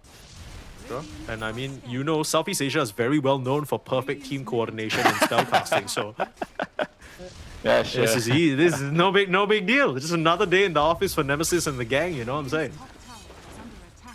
Every day we dream of that one game that you have a perfect team in your ranked game. Except this isn't even a ranked game. They chose to come together as 5 players, and it's not really looking too nice. Bit of a contest in the top lane. They've escorted very kindly Oscar out of the Wisdom Shrine area, and now Knight, he's kind of alone here. I thought the rest of Amaru would come and help him out. Oh my. Starting to build the damage up, but I don't think you can He's actually dead. stand your ground into the clockwork. Yeah, that was a bit of a weird one, and now Guarding's gonna come through. Yep, a book Joker's charge. just happy to die, I think. Book charge! Sure, Tai Pop Lung it. wrapping around. Pop it for a level They 6. are in a very awkward spot. Dreamcore catching them both. Wit starting to cut them off here. Jabs in big trouble. They're gonna go for the bigger kill onto the Axe, taking the full damage of the orb. And the last hit should be there. Tai Lung will find it. Another kill onto Jabs on this last pick Axe. It has not been a great start for him. 5 book charges for Warlock. He is going Ooh. to be level 6. This is like a really good start for the Warlock. Absolutely. This is him without getting any Wisdom Shrines, you know. Yeah, I was wondering about that because I thought for sure that maybe Amaru were gonna bring more heroes to push the clockwork out. It was just him alone there until the rest of the backup came. Yeah, the part So he was, didn't the need to part was lose it. late to the party because he died before that. Ah, okay. Yeah, that's fair. Yeah, I mean, things are still definitely looking really nice for Amaru Gaming. As Nemesis, they need to continue, apparently, to make the snowball keep rolling. But you don't believe the snowball has even begun? Yeah, I see a little bit of snow now. I don't know whether anyone has formed it into a ball just yet. Maybe this Bat Rider can help in that regard. Start with the Pulverize, put some damage in as well. Hogs him up, nowhere to run, and the Ice Path follow-up is there. Very nicely done from the trio of Nemesis. A kill is a kill. So true. Right, Juggernaut is having like a free lane, you know, at top, you know. It's 4.6k net worth, 9 minutes. He's gonna kill the tower. And this is still a really good start for the carry on Nemesis. I mean, you know, you say that, but also, this was a similar situation for 23 last game, right? Like, he had a great start on the gyro. Juggernaut outskills Gyrocopter, you know, let's be fair. A coil onto Clockwork. Terrible is here. He is probably dead. Yeah, Wit's committing for this fight, but 23 gonna TP in. They got the power rise, cancel. instant cancel. Nice little ice path there. It's gonna allow Wits to get the Sunder off. And the Stampede allowing him to sidestep the onslaught. He's gonna stand his ground with the Shadow Word. 23. Punches the 23. They can't spin enough. He doesn't have the damage, and a full commitment from the side of Nemesis ends up with them in shambles. They lose 2 supports one carry, and a mid lane tower. That's a checkout and a half if I've ever seen one from Amaru Gaming. That is what I call spin to die and spin to lose. Yeah, spin to lose indeed. Usually what happens to you if you go to casinos too often, but this time round, Nemesis showing us that it can happen to you too in your pub games if you're not careful. This is such that was so just clutch, you know. That was like at the last moment he gets the Sunder off. I'm not sure if the Rock actually kind of tanked up some of the Omni Slash damage, which allowed the TV to survive.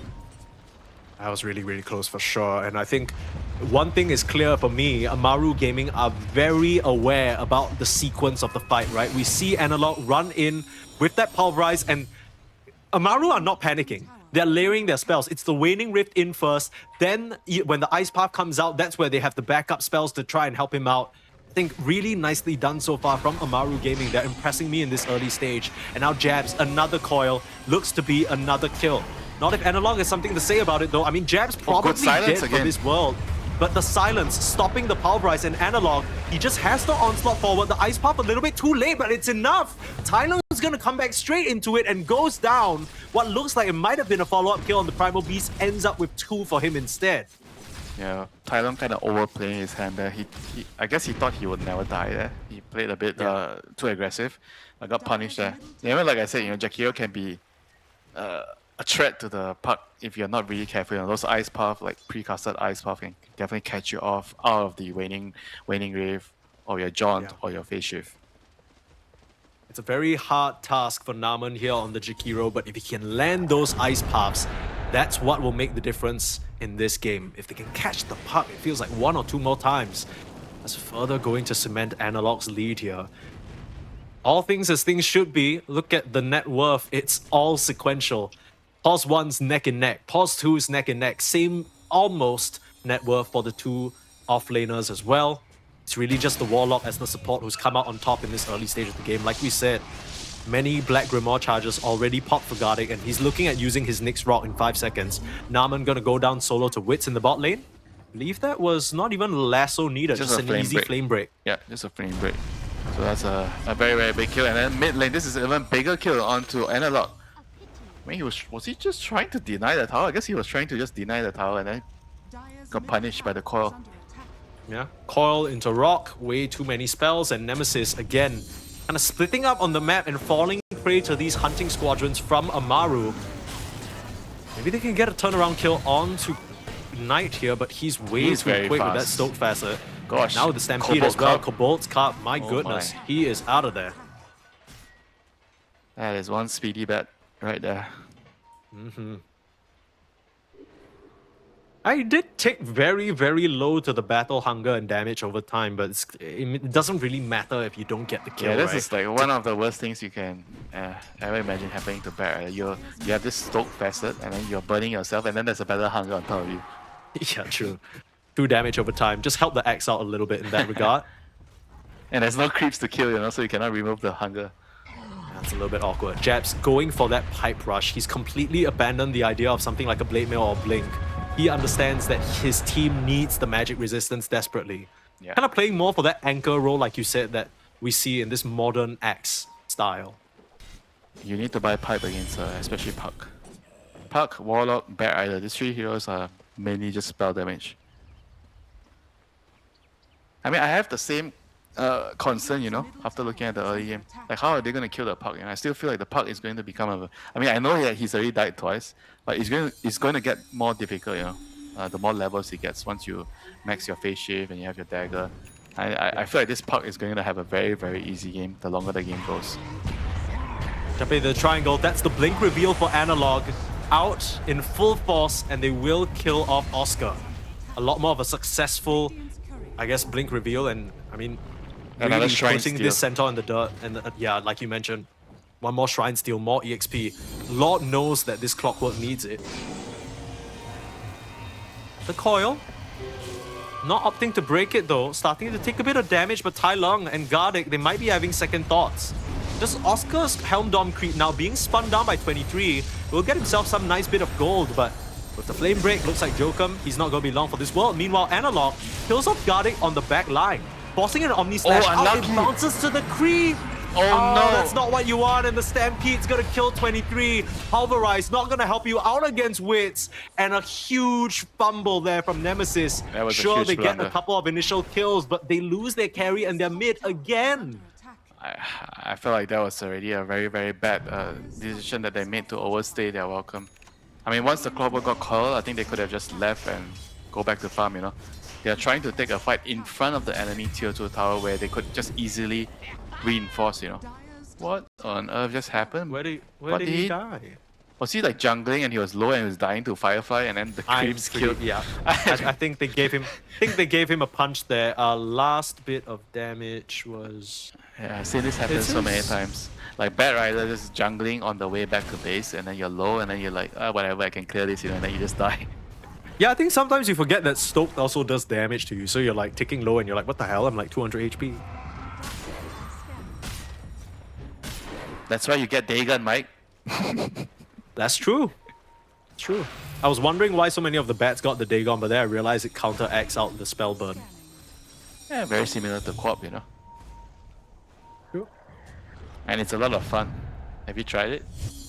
No, I'm not a 500 game bat Dagon is spammer like just yourself. fun, you know. It doesn't matter what hero, like Dagon is... That's true. Although I will be honest and say that I've only ever bought Dagon on Nyx.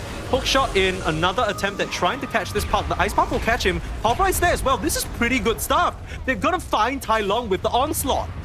Nemesis starting to come together now. Yeah, another... Overextension on the top lane not gonna deter them. It's my fault, Mike. Yeah. The more I go about saying, oh, this perk is unkillable, he can only die to Ice Puff, and he's dying to Ice Puff. He can only die to you cursing him is what's going on, and Analog will find another kill. Jabs with one of the first Culling Blades of the game, if I'm not mistaken. Very nicely done. It is his third stack, by the way. Can't he get it on a... hang on. Is it third stack? Yeah, so if he kills an enemy hero, he gets a stack. He doesn't need Culling Blade to get the Oh, stack, but he gets 3 times. Okay. So all of this stack was just from that one Culling Blade So alone. you're just saying he got a kill with his Culling Blade. Yeah, essentially. That yeah. is what you're saying. Yeah, but in like a entire prolonged prose, yes, that's what I'm saying. Jokum gonna get caught out again, very unfortunate, but it is a lasso usage, better on a support than a core, I guess.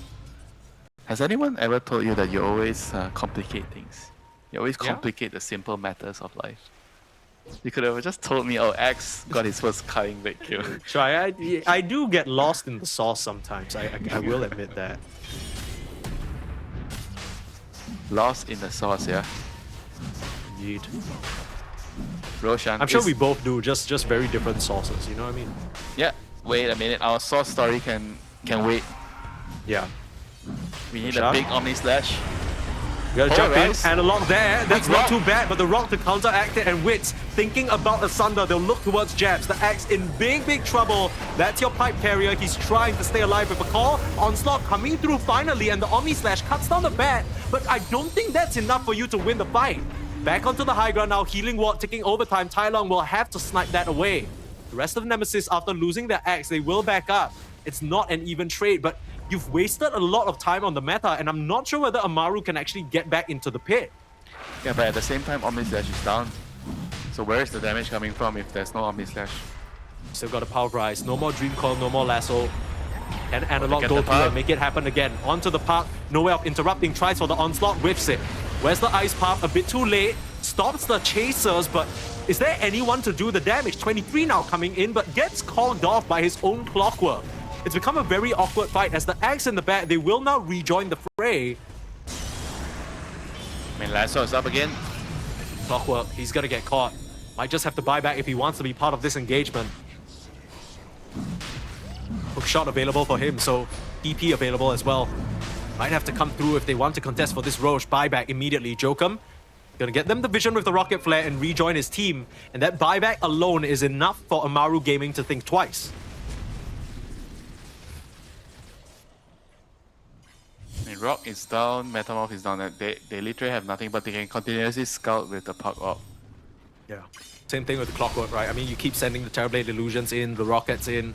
Very, very low committal stuff. Meanwhile, Oscar's Helm Dom creep is just pushing in that top lane. really annoying. Someone has to go deal with it, and Analog will show on the wave.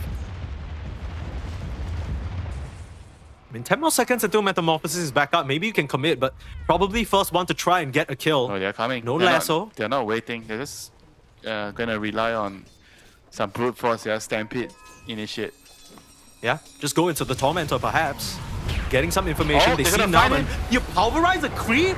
That's gonna sentence you to your death, Analog. You can't be doing that. The onslaught coming through, but he's still slow to a crawl. Draps needing to come in there with the pipe, trying to save his ally there. That's Tai Lang on the back line.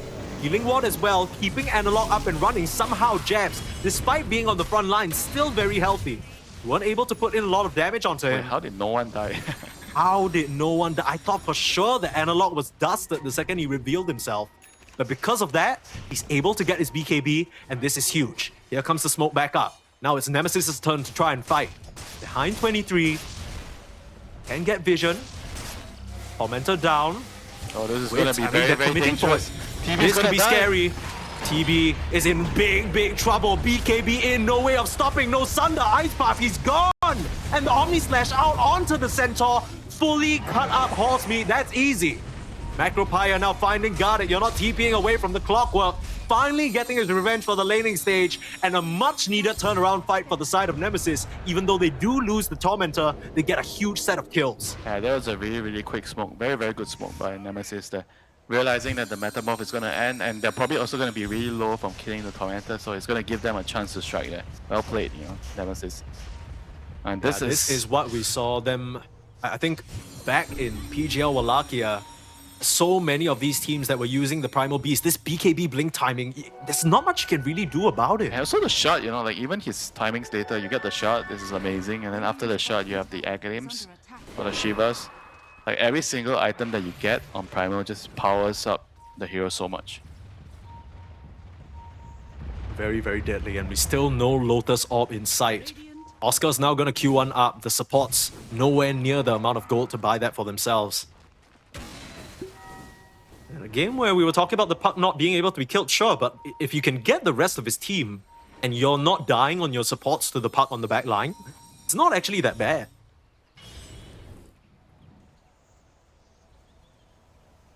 It's all about that execution in team fights. Like who are you going to be able to jump and who do you need to jump first, right? I think for Nemesis, they're going to be definitely looking to kill the Bat, the Warlock, you know, those are the two heroes you want to kill. And then for the Juggernaut, I think the Omnislash has to be reserved to kill off like a core hero.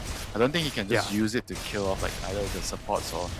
Maybe the Centaur is fine, but you're definitely not Omniing the puck. So it's mostly for the Terrorblade. I kind of feel like I don't mind the fact that he's going for the Centaur with this Omni, right? Because the Centaur otherwise is a very difficult kill for the rest of his team to manage. You don't really want to be pulverizing the Centaur, you don't really want to be hooking. Lord knows you don't want to call him.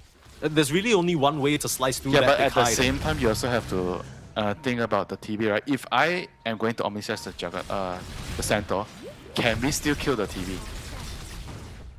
I get what you mean. I mean, for now, they still have enough damage, but we're fast reaching the point where maybe Wits is going to have more than enough stats to survive the onslaught. Literally. We'll see. Aghanim Scepter now being queued. Shard picked up for Analog, like you mentioned. You know, when this first came out, I was laughing at it because the rock throw seems so memey.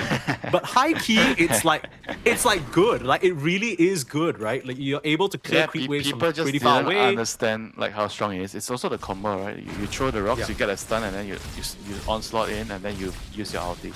So everything just lines up perfectly.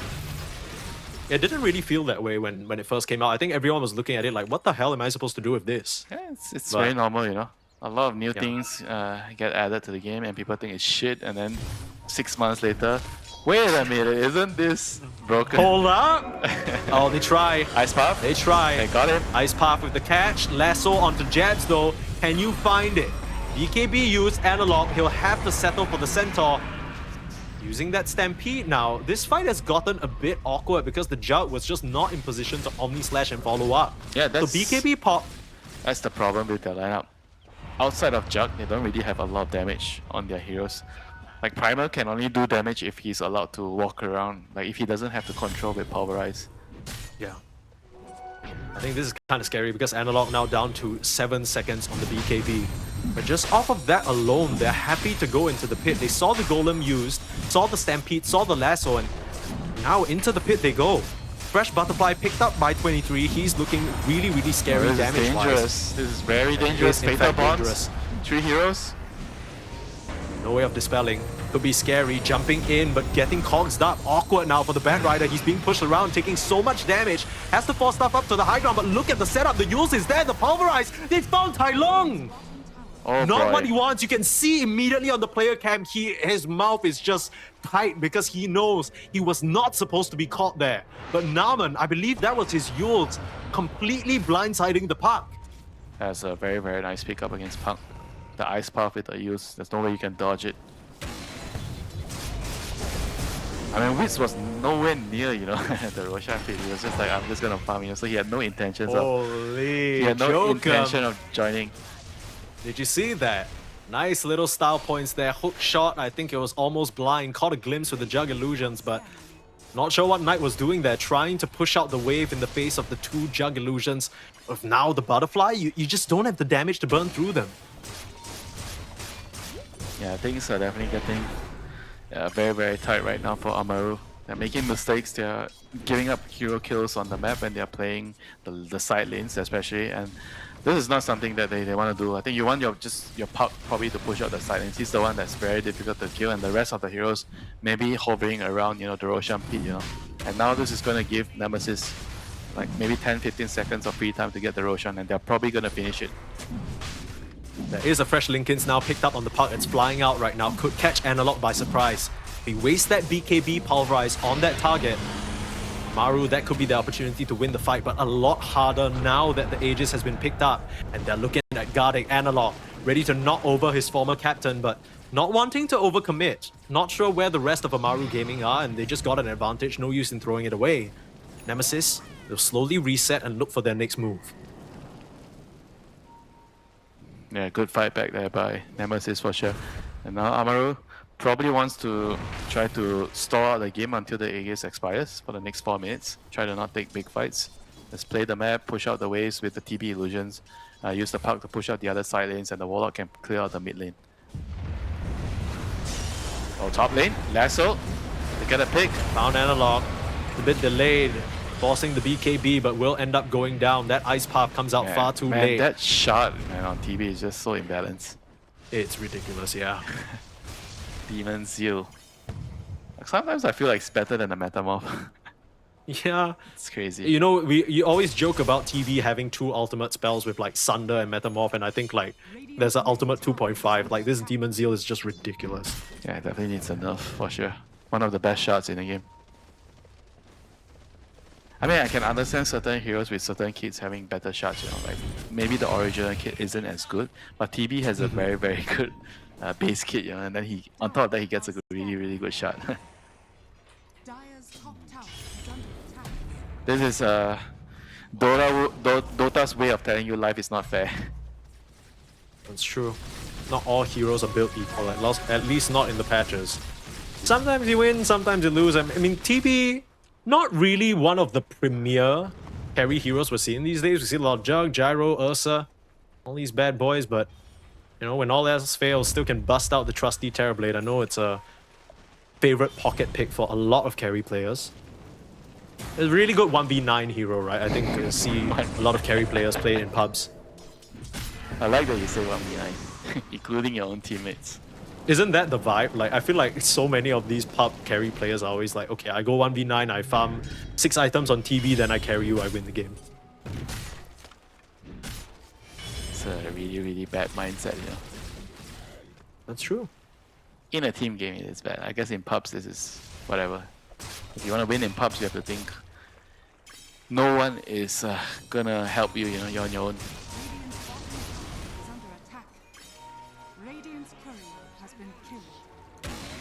This has not really been the same Centaur game for Oscar as previous. He's still doing pretty decently in terms It's of okay, net you know, worth, it's like an overall first pick. He kind of got sacked, Yeah. you know.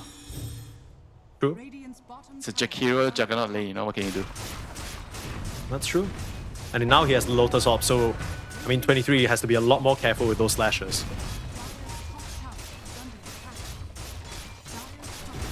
no interest from the side of Amaru to the side of Nemesis right now, especially with the Aegis. Kind of funny that during this Aegis power play, they somehow lost 1k gold. And they're gonna force the high ground. Hook shot. They in. catch the Warlock. That's a free kill. Yeah, No buyback. a That is little huge. bit awkward That from is a big Gardic. mistake. That's a very, very big I mistake. feel like we've been seeing this a lot even in the win just now, right? Like Gardic just kind of stepping up by himself in places he has no business Yeah, being. and usually it means that he's talking. Like whenever you see supports like make like random moves, they get caught out. They're like usually busy on the other side of the busy map. doing something else. They're doing something else. Okay, and Omni Slash out just to kill Knight, so both slashers used. Of course, if you're wondering why Nemesis suddenly decided to pull out from the bot lane, it's because Tai Lung, as you can see on the map, is cutting the creep waves. So there were no creep waves coming in, the Terrorblade was pushing out mid with some illusions, and of course we can see Oscar is at top. Kind of making things annoying. The red game is fully activated. Yeah. It's only 45 more seconds until the Aegis expires, and then maybe that's Amaru's time to strike. Nemesis still trying to push the issue though, trying to get up to the high ground. 23, another hook shot. another hook Warlock. shot in, Again. Jokum. This is really ballsy. He's gonna turn around and drop the Raw. Jokum is in big trouble. I don't think the Clockwork is getting out of this one, but 23 still putting out the slashes, still putting out the damage, and the Lotus couldn't come through in time. 23, he's in a very awkward position now, but again, Omni Slash. still 30 more seconds on the Aegis. It's not too bad. 60 seconds before his Omni Slash. He can't fight. Yeah, time to get out. Bat is chasing, you know. Bat has Aether Lens. So he has very, very far range initiation. They're gonna smoke. He's going to catch someone here, I have a feeling. Yeah. He's way too quick not to find somebody. But the Firefly runs out. A little bit awkward now trying to breach up to the high ground. You don't know where Nemesis are positioned. 45 seconds, no Jokum buyback. Doesn't have the money for it, and very safe play, very disciplined. Nemesis immediately know that this is a moment of weakness for them. They need to back the hell up. Yeah, clean disengage. Not overstaying their welcome. They have to wait for their Omni Slash to come back online. And the team fights are all going to be about the initiations. Can they get the right jumps on the right heroes? Right? Is Bat Riker going to be able to lasso the Juggernaut? Like there's literally no saves. If he gets the Juggernaut and they layer it with a rock or Centaur stun, it's over for 23. Yeah. Gotta be so careful on the Jug. He's made a few missteps already in the earlier part of the game. Like you mentioned, the key player on the side of Nemesis right now has to be the one to do the damage in this game. And it's also the jump, you know. I think the Bat Rider is going to play a very pivotal role. The Centaur, I don't think he wants to initiate like first, you know. Maybe he just wants to tank a lot of the damage. Maybe he can like soft initiate, put his body in front. But the Bat is the one that you want to watch out for. Like he needs to get the right heroes, you know. Smoke in, Nemesis, high ground ward, Warlock again. He's caught. Okay, they don't have the damage because they don't want to commit for him. They'll just use a macro pyre, but they didn't have anyone who could kill him. He's caught, sure, but what else have you found? Oh, Analog, now jumping Analog. in, managing to pulverize, but the lasso pulls him in. Analog, you've messed up big time, buddy. Can't get out of this one. Right into the fountain he goes, just desperately trying to make space for his team. He does get the kill onto Tai Lung on the backside. That's another ice path set up for Tai Lung. Being caught out. Naman, again, in what I believe was another Yules, catches the puck. So it's mid lane for mid lane. I'm making the best of a bad situation that I don't think they should have been able to get a kill, but Tai Lung is overplaying again. And this is going to be a tough moment for them to hold the higher ground here on Amaru Gaming. Like Nemesis, they're going to do the smart thing. They're going to wait out the Metamorph. 30 seconds and then they go siege the high ground again. You can see here Analog jumping in. He gets cancelled by the lasso. He gets pulled in. Like there's no way they can save him, but at the same time, Tai Lung jumps in on the puck thinking that he can't die and he just got caught by the ice path. Again and again. Yeah, Naman proving to be a big foil to the plans of this young puck player.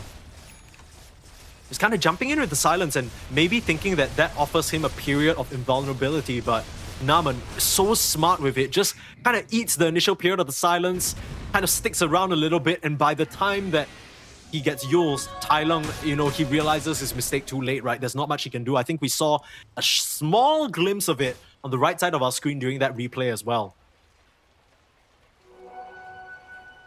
This game, it's been really back and forth, and kind of similar to the first game where it felt like both teams neck and neck It just comes down to the execution, and this is the Dota you love to see. Mistakes are punished, good plays are rewarded. With 35 minutes in, it's not even a 1k gold lead. 19-19, you could not ask for a more even situation than this. Yeah, who is going to be the king of the late game, right? The Juggernaut or the TB or the Puck, you know? Those are the questions. Even Primal is actually pretty strong in late game. You saw even though he overextended there, but the amount of damage he did on the Primal with his Aghanim's was insane there. Yeah. He was melting and if Joker. he can Nice blink somehow away. get the Shivas. That was Oh, clean. no. 23. Looking for a slash. They can't find a thing. Rock throw off the mark as well. That was very, very unlucky there. Was so close. Hookshot barely misses there. Yeah, more than anything, quick reactions from Joker just to evade that gank right here. Again, right on the front lines, breaking the smoke. That's what you want from your support. And most importantly, not dying. It's still not over. High ground ward. They see the axe. Bad Rider is looking for a lasso here. Night. Yeah. It is night time. He sees an opening. Found him. Ward on the high ground. That's a dead Joker right there. Has the buyback available. This time round, he's not quite as lucky to blink out back to safety. They just weren't ready with the dewarding. They weren't ready with the sentries to clean up that area. Now, no lasso, no clockwork. Roshan's gonna get started. A bit of a soft commitment from Wits here as he's just punching away. Now, the Roach is not gonna roar because it was Nemesis who got that previous jump. On to Tylung again! They found the puck and then instantly he gets demolished. And they find Oscar as well. Now on to the Bat Rider, some revenge for their fallen friend. And blink and you'll miss it. A huge catch from Jabs. Finding the puck. All thanks to that high ground ward from Naman. Now the Roach will be theirs. Yeah, very, very nicely done there. Good execution, breaking the Lincolns and allowing the Jug to omni-slash there. And this is the biggest swing we've seen in the whole game, you know? Yeah. Yeah, Jabs, I mean, we always joke about it. The fact that he gives himself this last pick, even on teams where he fails or even on teams where he succeeds, it's always down to him. He'll give himself that sort of playmaking possibility. And now, after 36 minutes, you know, he's done well to sort of give his team these auras, give his team this space, but this call was huge. Oscar could barely manage to get the card out. The rock came out just a moment too late. And this fight, you can see Wits did not manage to auto-attack a single enemy hero. They managed to do that 4v5 to boot. Yeah, the Centaur is going to need a BKB if he wants to save. He has to BKB and walk into the ice path to get him out. Yeah. I mean, props to Naman as well. I feel like the follow-ups from this Chikiro, I mean, the whole reason why they won that fight was the beautiful high ground ward that he placed right outside the Roche pit. For some reason, with all the 5 heroes of Amaru gaming up, Nemesis don't feel the most confident going back up to the high ground. I mean, they It's understand that the TB is still very strong. Yeah. You make one wrong move on the high ground, you could still lose the game, you know? Oh, for sure. Radiant's top tower has fallen. Very, Joker very now tense working moments. towards his Aeon disc. I mean, the puck Hero is look at the also blink. buying A on this. You need it. You need it at this point. You're just getting burst down over and over. I don't know if it's the... if he needs the A on this or he just needs to play less aggro, you know, like he's so cocky, you know, the way he plays. I mean, credit where credit is due. Lasso up onto Lasso? Jug. I mean, he still has that second life. He's actually going to use the Swift Slash just to get back to a safer Alright. position. That's actually a really good usage of Swift Slash. Very nice, yeah. Got to commend 23 for that. Very smart. Healing Ward still going there. Now onto the Rex. They're trying to pop the Terrorblade Illusion towards the Healing Ward. It's going to take it out. Very nicely done. Look at the attack speed. My goodness, even through the backdoor regen. Yeah, Yeah, be he's careful. loud. In comes Tylung again. Immediate ice path in, brother. You got to get out of there. Jeez. That was so close. Level 25 Juggernaut. With the Blade Dance lifesteal now. It's gonna be so hard to kill him.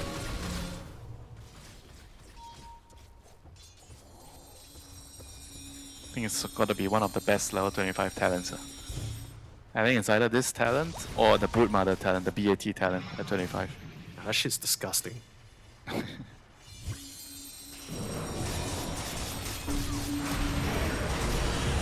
Nice path. Bit of a soft commit in 23. Look at how much he's life stealing up. using the Swift Slash on some creeps nearby just to get his HP Oscar. back up. Stampede used. It's very awkward. He can't really commit in here, and the healing wall is just going to bring Nemesis back up to full. All they need to wait for is another creep wave. Biding their time. Jabs not making any hasty moves. I like that. Not even popping the pipe, he's saving it. 2 minutes on Aegis. And again, Oscar being caught out. The Lotus is there. They'll lasso up, but grab. huge pulverize onto the bat. Wrong to counteract. And now Wits is starting to beat away, but they don't even need to commit here. They can just, again, look at him go. He Swift Slash now off to the other side. It's awkward, and 23 will go down, but the call comes in. Oh, the damage! Jabs, what a play! The Pyrrhic Cloak, turning it all around, and without Wits, I don't know how you can hold this. We were talking about it a little bit. I mean, there's a reason why he gives himself the last pick. When it comes to the clutch moments, I can't say Jabs always delivers, but he does enough that he still trusts himself with these openings. 23 in a lot of trouble, but another clutch ice park, another huge pulverize. They got the puck and he's down. GG. No buyback, that's gotta be it. 3 calls What down. a game from Nemesis. No Holding buyback. on.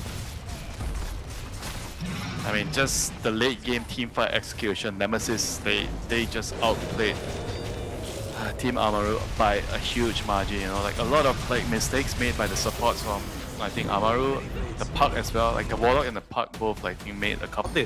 I like the Team Nemesis draft, even though I've already seen Wits on the Terrorblade, I've already seen Tai Long on the puck. Those looked amazing. I'm kind of rooting for Nemesis here. I think their draft is a little bit better. The story is for Tai Lung to redeem himself as Puck after what happened last year. Oh, yeah. I mean, to be honest, whichever way this goes, I'm going to be happy because we've had ourselves some pretty good games with Dota. The only thing I can ask for is for this Game 3 to be just as exciting. And with the drafts, it's sizing up to be. Let's see how it goes here. Again, even though we're kind of, I want to say sort of at the bottom rung of the Swiss stage right now, it's important to talk about what all of this is for, right? Because top 6 at this event, you automatically get an invite to not only Season 28, but ESL 1 Birmingham. So that is a LAN secure, which is a really big deal, right? From Amaru Gaming making it through regional qualifiers, now boot camping for DreamLeague Season 27, to securing themselves another online event and a LAN next year. That's a big deal, especially for a team that just got signed. Of course, top 6 is really far away with their current record, but that's the beauty of the Swiss stage. You got a few more days to turn it around, and it could start for them right here, up against Team Nemesis. Yeah, very huge game for both teams, you know. A lot at stake, a lot to prove, and a lot of pressure. Yeah. I think kind of, we're talking about the Augs a little bit. Same situation for Nemesis, as I have to hold that thought. 23, forced to level up. That refraction, level 1. Already being body blocked. Beautiful stuff. The Walrus is known to be a rather thick creature. First blood will be drawn by Oscar. Very, very nice. Yeah, I like how quickly they actually decided to kill the TA. I think they were kind of deciding, they were hesitating a little whether they wanted to go for the bounty run, but I think the task kind of dragged all his teammates over. Let's just get the kill, give them the rune, and play the game. And they were right. They got the kill. Who got the last hit? It was Oscar. Centaur got the last hit. Well, that's an interesting shot to push the wave into the tower. Very nice. Yeah, prevent 23 from blocking, and there's still 3 heroes here, just putting the pressure onto 23. They don't want to give him that lane advantage that he picked this TA for. Already with the double denies. Of course, once Naman hits level 2, level 3, that's where the pain starts to rein in. But until then, 23 very much susceptible.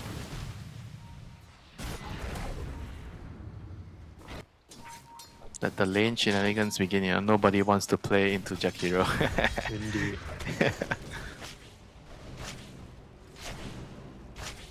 Now this is like the new Undying. Remember back in the day, everyone would do this against Undying? Oh, I remember. I was there. I was the Undying. So at least you have the balls to admit it. Wait, what's wrong with Undying? I mean, I think, you know what? What's If you wrong used to- with Undying? If you used to play Undying, and because he's a bit weaker now, you don't play him anymore, that's where you should be ashamed. But I still bust out Undying from time to time. You know, I'm an Undying enjoyer. Yeah, try asking. I think there's pride in that. Try asking any offlaners. What do they think about facing an Undying in the lane? Yeah, that's why I don't talk to offlaners, brother. I'm gonna get my ass beat. I play Ogre, Witch Doctor, and Undying.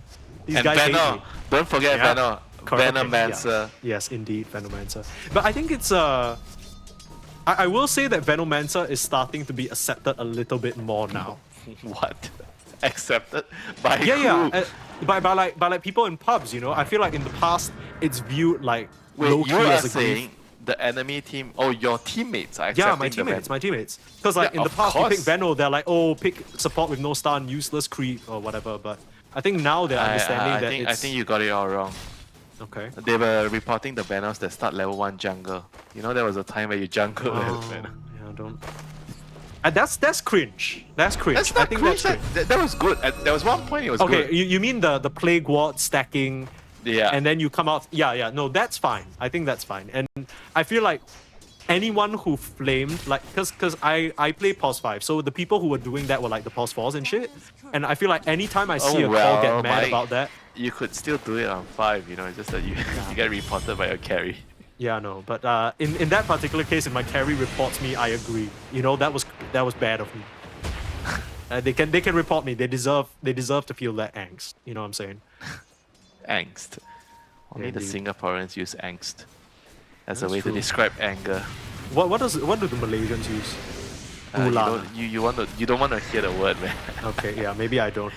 Repugnance taking a lot of harass already. Last few auto attacks, Naman can't find it, and the helm of Iron Will already there. Is it going to be enough regen? The last few shots, Naman actually finds it through the tree line. Interesting to note, he went for boots first, so he has that additional move speed to outpace them. Very nicely done. Yeah, I've been seeing a lot of Jakiros do this nowadays. Everybody's just avoiding the lane so you get boots on Jakiro. Yeah, that makes a lot of sense. It kind of is like a similar concept to that Monkey King that we saw from Tidehunter, right? Like, you try and dodge them out of the lane by pulling waves, like past their tower, so you get a phase boot, suddenly they can't run away from you. It's nice to see how Dota evolves, you know, even if the patch is the same. Yeah. One of the things we love about this beautiful game is Analog. Might have been slept away from this rune. A little bit awkward now as he might go down. Yeah, why did he One sleep him totem, away? two totem. Right. You need a bit more mana. Or not. That Or was a not. very strange sleep, you know. If they were Yeah. trying to kill him, why did he sleep him away? It kind of felt like he was sleeping him towards Tai Lung, thinking that, you know, the closer you get to Tai Lung, the more damage he'll do. Unfortunately, that's not Tai real. Lung is like, get him away from me. Yeah. I don't want any of this aftershock business. What the hell are you doing, brother? I was trying to make it easy for the kill, apparently not. Also, I think they got a little bit baited. Probably Tai Lung at some point realized that there was an infused raindrops on this Earthshaker. Even though he was low HP, he was not going to die there to the auto attacks. I definitely want to get the infused range drop in this lane matchup. I like that you actually bring it up. The item is sometimes you have to buy it no matter what in certain matchups. Yeah. You can't save the money just so that you can buy other core items faster. I feel like some players maybe have the mindset that, okay, if I'm up against a high magic damage, like spammable spell, right? Like if I buy infused raindrops, I'm gonna lose it in like 1.5 minutes anyway, so what's the point? But that's precisely it, right? Because if you don't have the infused raindrops, you're going back to base in 30 seconds.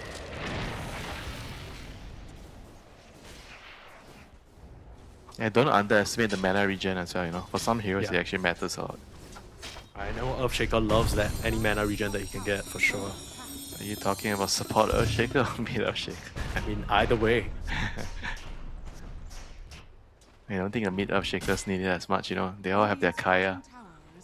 I feel like the developers have added so many nice early game items in recent times. Like the blood grenade was so Blood, huge, I tell right? you, Blood- bro, Blood Grenade Actually- is the best early game item ever. I agree. It's actually goated.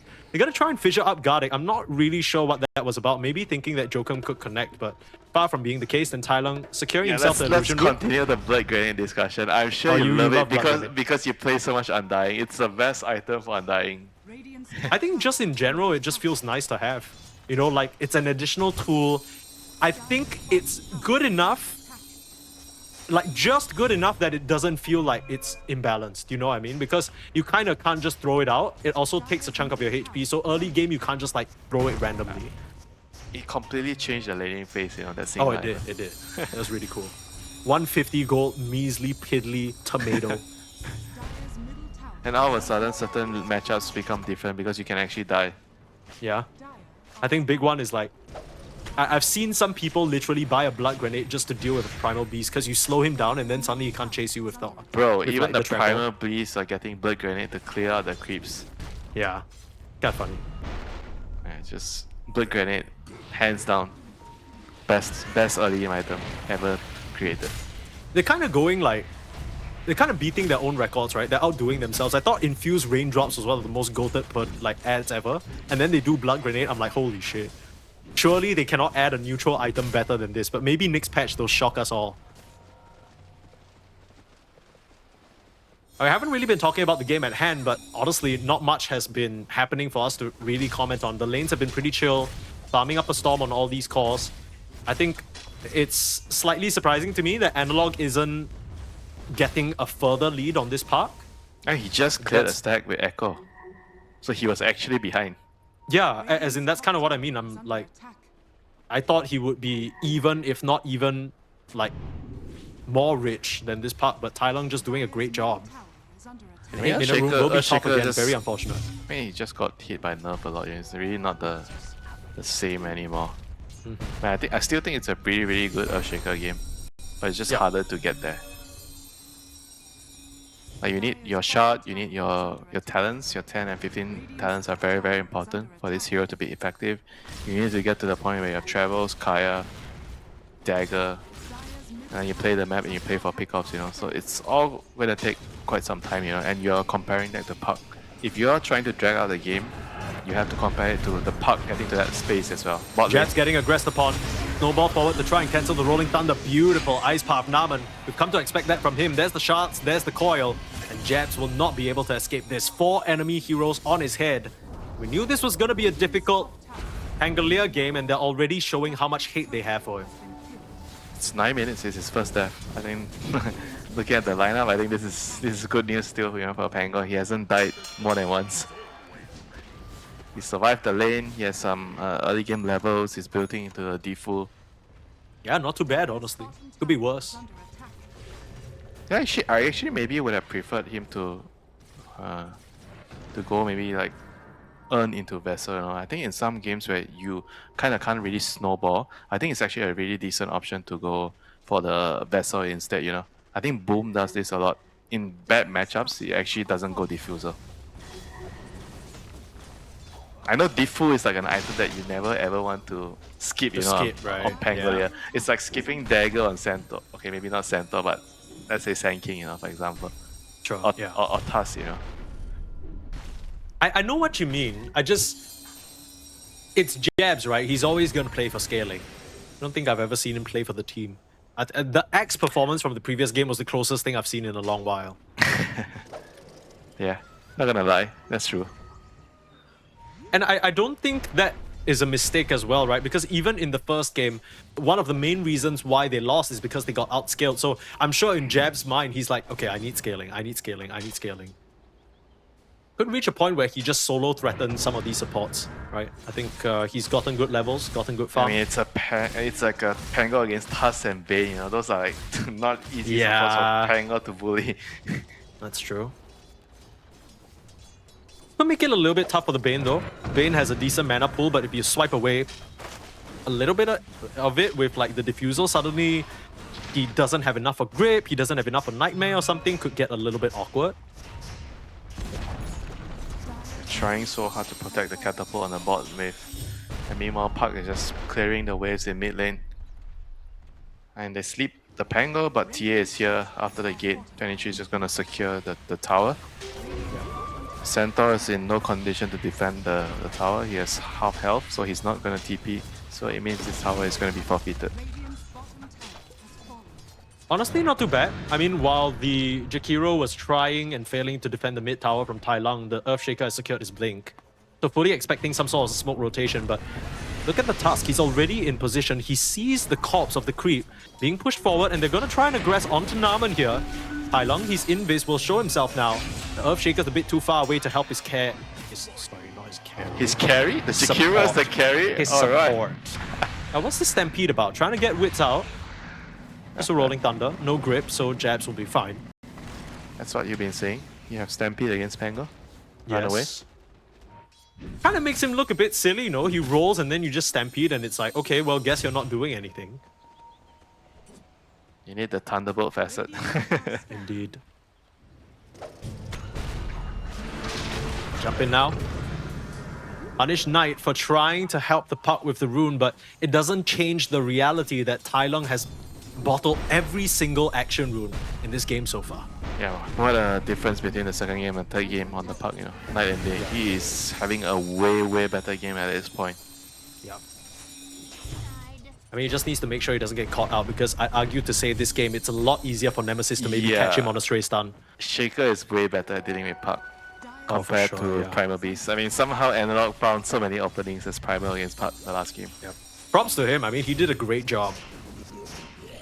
As much as, you know, it wasn't the best performance from Tai Lung, there were some mistakes. You also, like Nemesis, every opportunity they were given, they absolutely just took advantage of it.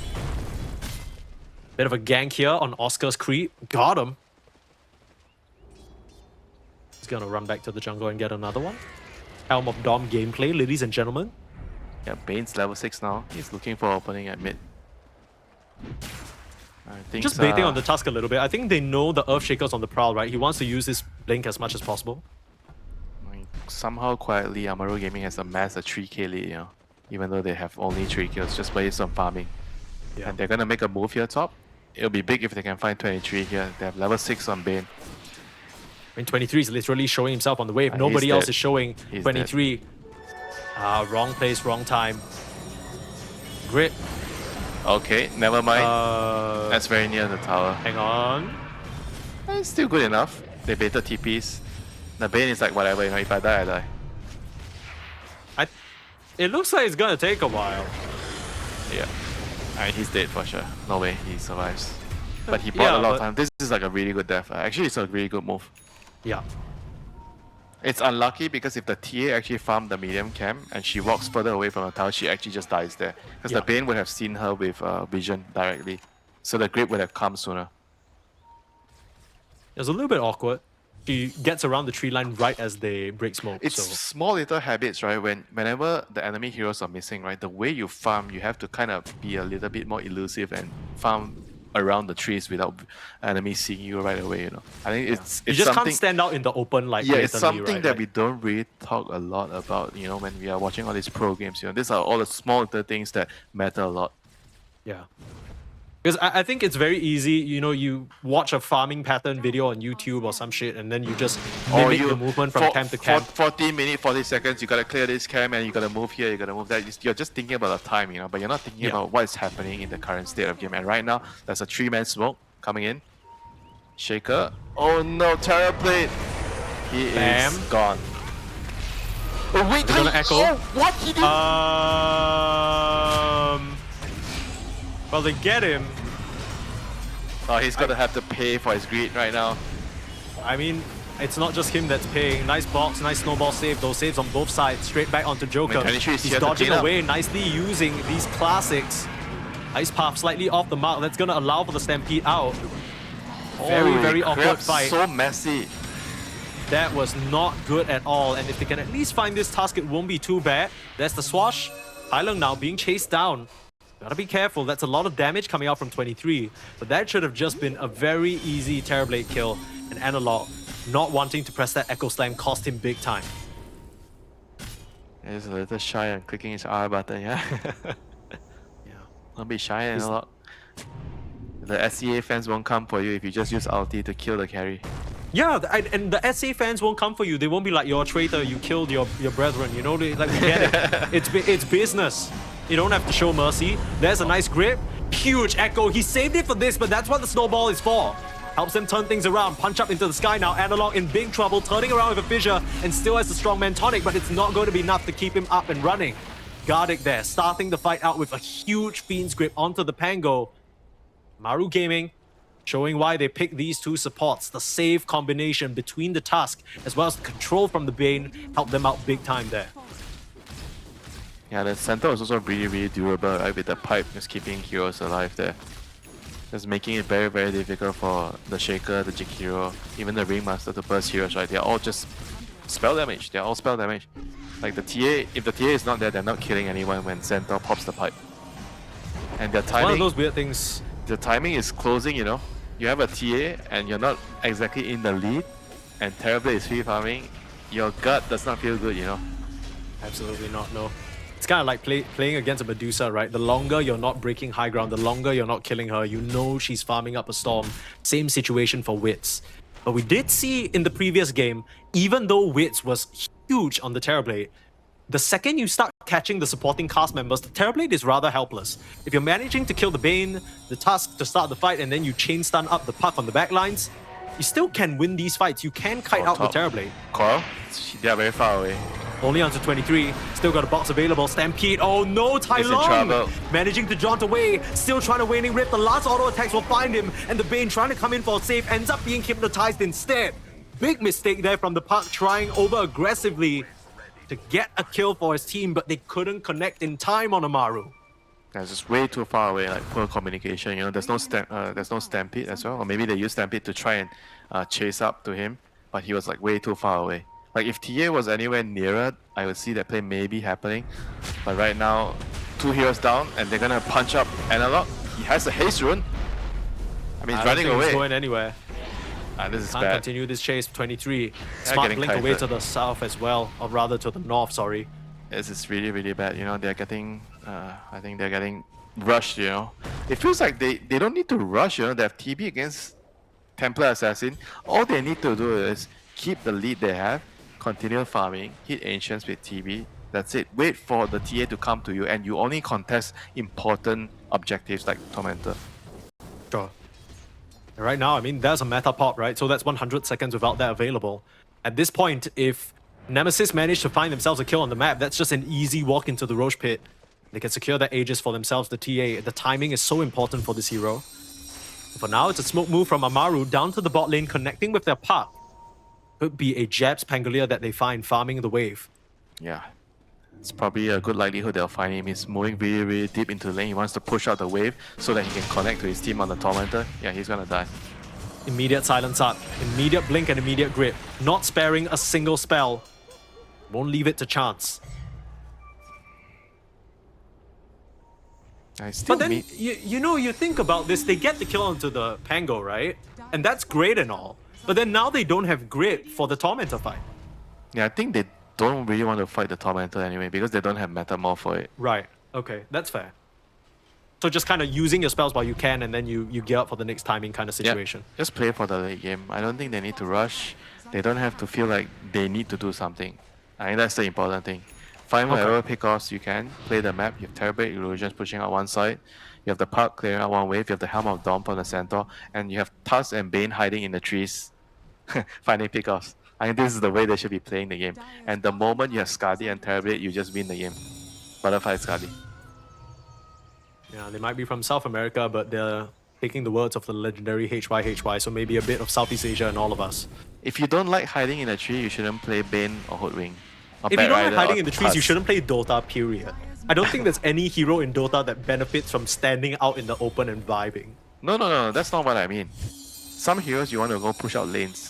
But what I'm saying is your role in the game is you're hiding on the edges of the map right now and just waiting for a fish to appear, you know. That's true. You're on your fishing Find a trip. big catch. You gotta be patient. You gotta know where to go. Patience not really something associated with, I want to say, younger players. It's usually the veterans that kind of have that, right? And I guess it's fitting in this case that they're the ones playing the Tusk than Bane. Yeah, Kind of relying on them to because set they things were up. impatient when they were younger. True. And now, blink and you'll miss it. They are playing position 4. Understand. Change roles. Nah, I think Gardick's been a support player for as long as I know. A 2k gold lead, not anything crazy. I mean, the fact that Nemesis have yet to wrestle a gold lead despite their draft needing the tempo is a little bit concerning. Even though they managed to get these fights, Wits is still farming up the storm. It's the Earthshaker and the Pango who are actually falling a little bit behind. Yeah, just look at Gardick. Gardick is scouting. I just want to follow him, you know, what he's doing. He's cutting down trees, placing observers, trying to break the smoke. He knows something is coming. I mean, the smoke is just popped, you know, like he's reading the game correctly. And he's trying to break the smoke. He's like constantly standing on the edges of the map. But Tai Long, he cannot afford to get caught here. No, not here, Tai Long. He pops an AD rune, he's waiting on the high ground, he knows something is coming. He's baiting with on this. He is indeed. 2 stuns come out, none of them grab him. Gonna be the Bane on the high ground that might catch jabs with the smoke break. Gotta be really, really careful. You don't want to fight into this AD rune park. Dancing in already. Grabbing away the illusion rune is analog. He's just toying with them. He knows he can't die with the Aeon Disc. I mean, this is such a smart itemization adjustment, right? I think this Aeon Disc, it feels a bit early. 22-minute Aeon Disc always feels like, damn, am I that far behind? But it's a real concern, and I think that's what caught him out the previous time. So I like that he's making this change because it just shows he respects Nemesis. For sure have the ability to catch him and kill him. Yeah, And if he's able to just stay alive, he's fine. This game, they have better tools than last game, for sure. Yeah. By a long shot. I mean, Shaker, Fissure, you don't see it coming, you just die as Puck. I mean, I like how they're already adapting their play. You know, they're a lot more patient now. They're just playing the map. You see, like, both supports, the Tusk and the Bane, they're both separated. One playing on top, one playing on bottom. They're just trying to, you know, find information and set up kills on the side lanes, and they're just sending the Helm creep from the center on the mid lane, you know. So it makes it very, very difficult for Nemesis to progress on the map. They're still doing good, you know, they're reducing the net worth lead from Amaru Gaming from 4 to 1k the last couple of minutes. But still, you know, they want to be playing aggressive, they want to be pressuring, and now they want to get the Rosh right. The Rosh is a very, very important thing you have to secure as TA. If somehow the TB gets Rosh, I mean, it's going to be difficult, very, very difficult for you. So you cannot let that happen. Have yet to really make a concerted attempt towards the pit, still sticking around on these side lanes. I mean, as much as these cores are doing a good job amassing their net worth, I feel like the people suffering the most are the supports. Bro, right? Like, look at Gardic, he's been standing here for 2 minutes. Like, he's been standing on this hill for 2 minutes, bro. can someone check his PC? Is he still connected to the game, guys? Oh, Bro, yeah, there he is. bro, Okay. he's just trying to break some strokes and now he finally joins up. Like, he's been there for 1.5, 2 minutes, man. Yeah. Sometimes all you need is to just be one with nature. You know, when you've had a stressful best of 3, you need to take a breather, look at some trees, you know. That's what the doctors always say. Look at No, green that's not objects. true. What doctors have you been seeing? My mother. Well, alright. Classic Asian parenting. You stare at the screen too long, you need to go No, look at they some just trees tell for 10 you, seconds. oh, you don't feel well, you must be heaty. Drink more water. Classic. Do I need to get you some herbal tea? Yeah, classic stuff. The Into the pit. self-proclaimed doctors, man. That's true. Okay, finally the Rosh. It's weird because Amaru were basically standing around this area for what feels like 2 whole minutes, and then now they're just gonna give it up. You try, Aeon Disc proc, silence up. I don't think you have a way of stopping though. A bit awkward. In the comes shot Putlock with the silence. stun. Shout silence, like you mentioned, Tylung dropping very low, but the Fissure walking, allowing Analog to get out, and it's a nice Rolling Thunder controlling the Bane. There's no Fiend's Grip, and the Wheel of Wonder, does it catch the puck? The last jump, they got him! Oh, they got him with Fissure! on the Fissure! And, oh, what a fight there from the side of Nemesis. It looked like they were committing in for Earthshaker, but he just slips right through the wall of the Rosh. Yeah, but at And- the same time, I want to ask, you know, do they even need it to contest the Roshan? I felt like they could just give it up, take no risk. The TB was farming topside, he could have just pushed the wave all the way in. Bought wave as well, and the puck is fine to try and steal the Roshan. He can just go do it on his own, but why does the rest of the team have to follow? Maybe the Bane and the Tusk can go, but the Centaur and the TB, they definitely do not need to come in. I mean, to be fair to you, the Centaur and the TV kind of really soft committed, right? Because you look at Wits, he barely came down to the but low ground. they're wasting time. It's not about committing or soft committing. You know? It's not about Right. them coming and dying. It's about them not pushing out the other lanes. You know, they are supposed to farm and get to their very, very crucial Skadi timing right on the TV. Look at the TV. He's about to finish Skadi. Like, he could have already have it if he didn't just join the fight and just kept on pushing top and farming all the jungle camps at top. Sure. I can agree with that. I get what you're saying. I think maybe a little bit of the inexperience showing, and still, as much as they've done a good job slowing things down on Amaru, there's still that sort of maybe unspoken pressure. Oh no, we're gonna let the TA get a free Rosh, guys. Are we really gonna do this? Can we try something? Can we do something? You know, you start to get panicky in those moments and you're losing your cool. Yeah, you have 2K to goal lead really now. understand the lineup. Your lineup against the enemy lineup. What do you need to do to win?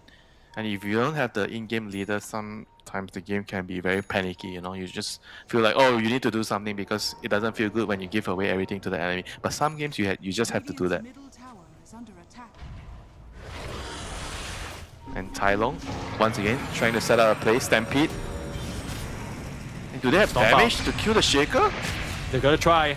And they Analog have- getting coiled up and the punch is there. They'll eliminate the mid laner of Nemesis, but here comes the rest of the Time to team ready ditch. to punish. This Tusk is in trouble. It looks like Oscar might be as well. Snowball to try and buy some time. They have their sight set on the centaur instead. You're not able to just jump on out of there. Heads up play from Jab, swashing over to the left before finishing off in the right. Space Good created. stuff there. This is actually alright for Amaru. Like they need to get the TV to the Skadi butterfly timing. If he can actually get there, he's gonna destroy everything. Dire's top tower is under attack. Yes, Do you Skadi think as now. the TA you need to get like a MKB in advance or something? Because right now 23 is queuing up that Swift Link, right? And then the BKB. No, I think he has to wait and see because the TV could sometimes go daedalus as well. So yeah, I Sure, think he just okay. needs to wait. That's fair. Dire's middle tower is under attack. 2 minutes more on the Aegis. Trying their best to mow down these outer towers. Bottom tower. Not sure whether 23 can go high ground though. It's a little bit awkward. Yeah, high ground is kind of dangerous. I mean, especially against Bane, you get slapped and he pulls you into the base. Oh, that is very, very hard to save. You know, your teammates are I gonna. mean, you got the Ringmaster save on paper. I mean, yeah, but he's pulling you into the base with the sleep. It could be dangerous.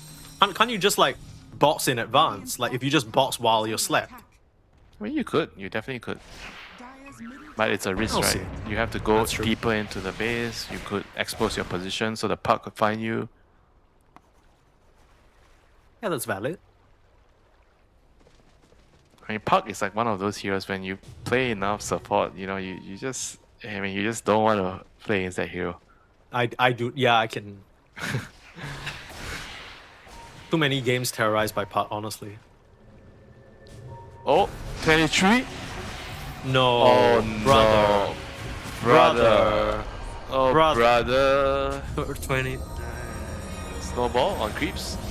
Right. Grip on the Earthshaker, and now Stampede Holy from shit. 1 core into 2, into maybe even 3. There's no way you're saving this guy. So it just is completely fruitless to try and come in. All right. Okay. That is a bigger blunder than the previous blunder that the Amaru side contested Roshan. This is way bigger. What the hell was that? Yeah, so greedy by 23. Like he needed to just leave as soon as possible there after clearing. Like after he cleared the lane creeps, he wanted to clear one extra. It's always that one extra camp that you wanted to kill before you TP away that costs you your life. Yeah, it could have just cost you this series. Dire's bottom I actually think that they kind of really lost the game. I mean, there's still hope, but now the TP is like in full control. Yeah. Like whenever the game is equal, when it's TB against TA, the game is super difficult for TA. TB has not What opted did he for buy? a... What He did he bought a buy? BKB. He bought a full BKB. BKB, yeah, I guess BKB is okay too against the Jakiro and the Wheel of Wonder. I mean, he Spanish. has no problems killing the TA right now. The TA seems to just be dying at the blink of an eye. Yeah, you're right. He doesn't need Butterfly against the magic damage, and TA can't really hit him as long as he has Skadi. All right. Okay, so Nemesis. With this draft, we needed to be online. Let's check the time here. Maybe 5 minutes ago.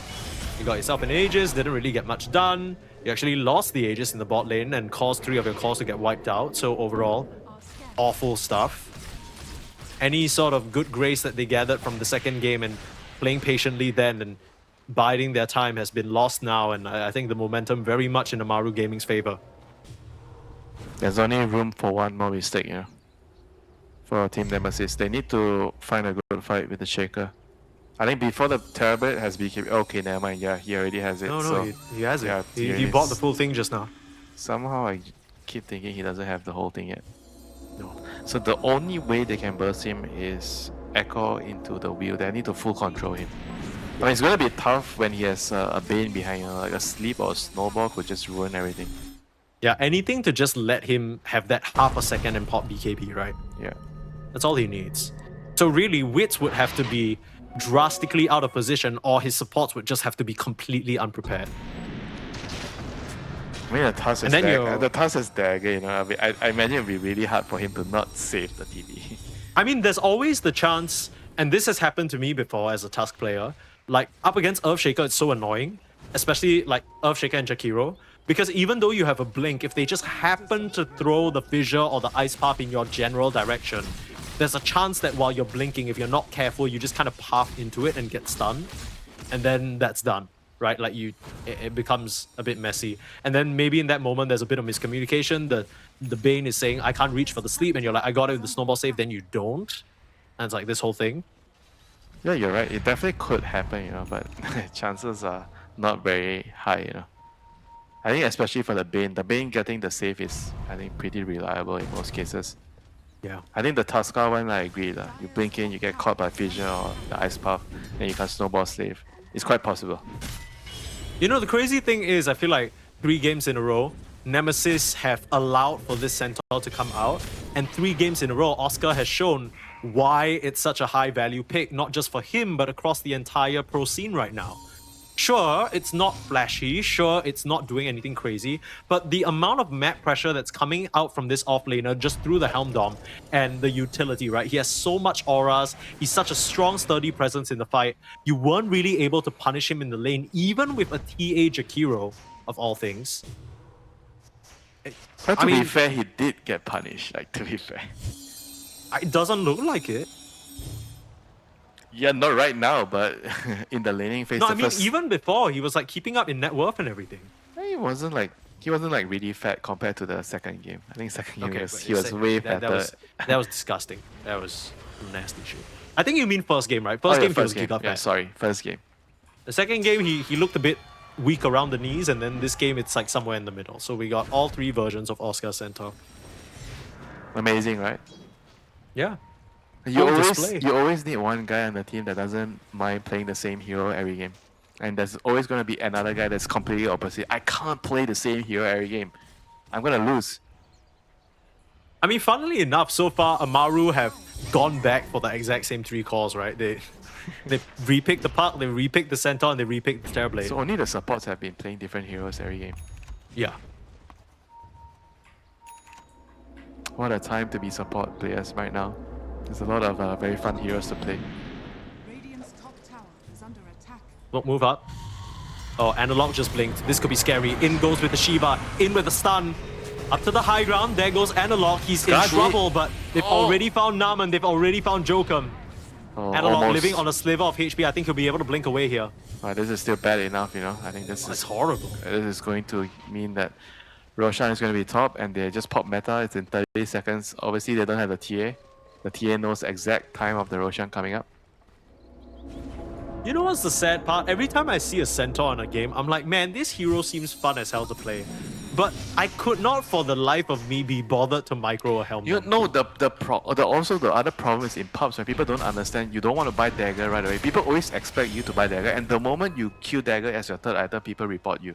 Like you're not, but you're buying pipe, you're buying crimson after your helm, and people are just mad, you know, and they don't want to play the game because they think that you're for lack of a better word, like an idiot, you know, for not buying dagger on Centaur. You know, the second I see a Centaur on my team, like these days, I know we're about to play a map game for like 20 to 50, 30 minutes. You know what I mean? Like, it's so is just nice. So nice to play that because you have the Stampede and you can help our team from global range. You have the Helm. I think it's the Helm, you know. It's the Helm actually enables Centaur to be how he is right now. Yeah, 100%. Without the Helm, he can't do this. Jabs. They scout out Tai Long, but it's Jabs who gets initiated on first. In comes 23, the damage, but he's barely scratching Oscar.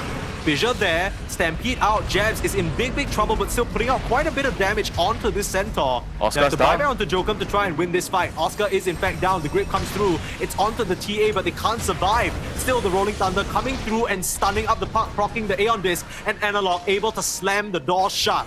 Taking down 3 members, Nemesis not out just yet. Yeah, once again, you know, team fight wise, Nemesis has the upper hand, you know. they're able to somehow pull their opponents into a very deep position. Like the moment Amaru Gaming walked down the ramp, into the low ground, that was like a very bad position for them to fight. The TV didn't really want to commit. This was one of the reasons why they probably picked the Bane, because Jabs, being able to get that Rolling Thunder off, changed everything. Just controlled the entire backline, kept the Centaur in place for 23 to just lay Yeah, the into TV him. wasn't in range to kill the Pango. The Pango would Yeah, he couldn't get definitely in. die, if the TV was around there. They need to just follow the TV. It was a bit awkward as well because Tylon kind of got spotted out by an Impalement Arts the moment the Centaur jumped in, right? So it's like you want some follow-up from your puck, but you can't even find it because he doesn't have the blink. And then he jumps in, his Aeon Disc gets procced, it's awkward, he has to jump out because he's scared of just dying to lingering damage. Analog comes back in for a nice Echo Slam. Very, very close game here, Nemesis. As much as we're talking about doom and gloom for them, there's still the executional aspect of it, right? I think game number 2, it did come down to that in the end. Nemesis were just cleaner on the jumps, cleaner on the initiations. And Jabs and Analog, they still have the heroes to make it happen. Yeah, whereas for Amaru, they have to, I think, realize that they need to play around the Terror. He's the main source of damage. If TB is not in the fight, you do not initiate. Yeah. I think to a certain extent, it almost has to be Wits being the one to make the call, right? If he can get into range and focus down the target, he has to be the one calling for who gets caught. Because we see so many times that maybe Knight or Tai Long, they're going in, but there's no follow-up damage from the TB because he's not in range. And suddenly it just looks so flaccid. Yeah, this is actually could very well be due to communication, Like sometimes the younger players, they tend to focus a lot on just playing the game, playing the hero, and they're not really feeding enough information for the initiators to know when to jump. Sure. Also doesn't help that one of your initiators, in this case Tai Long, is the puck. Tai Long is like, he's just going in, I think it's not so much for the puck, it's more for the Tusk and the Bane to know what you want to do. Because the puck is like whatever, he can do whatever he wants. Oh no, he's caught! Aeon Disc! Tai Long, Nullifier. Aeon Disc proc, Nullifier's there, but it's not going to be enough. Oh, that was High so ground ward close. gets dewatered. That was really, really close indeed. Nemesis, they were very ready for that, but the Roche Wars will begin. They just need to delay it until the Roche walks bottom 1 minute. Then it'll be better for Nemesis.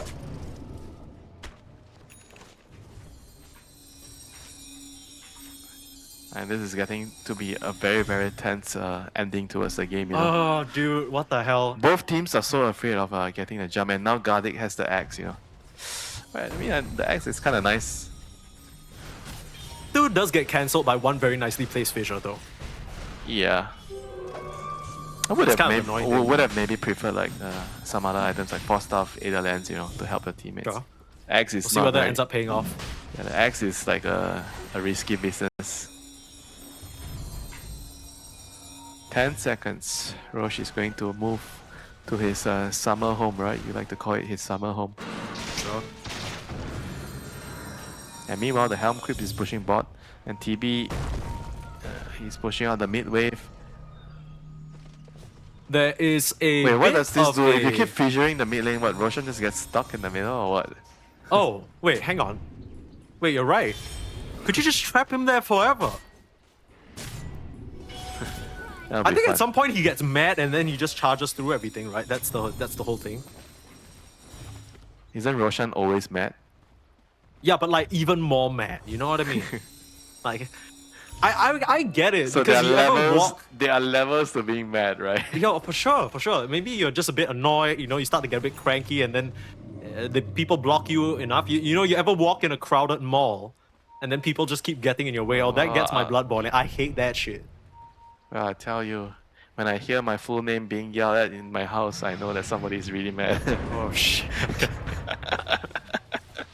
I feel like the last time that happened to me was when I was a child, but I guess that kind of, it's like a bell curve, like reverse bell curve, right? The frequency of it. When you're young, your full name gets yelled out a lot, and then only once you're married does it make a resurgence. And you do not want to be on the receiving end of that. No, not at all.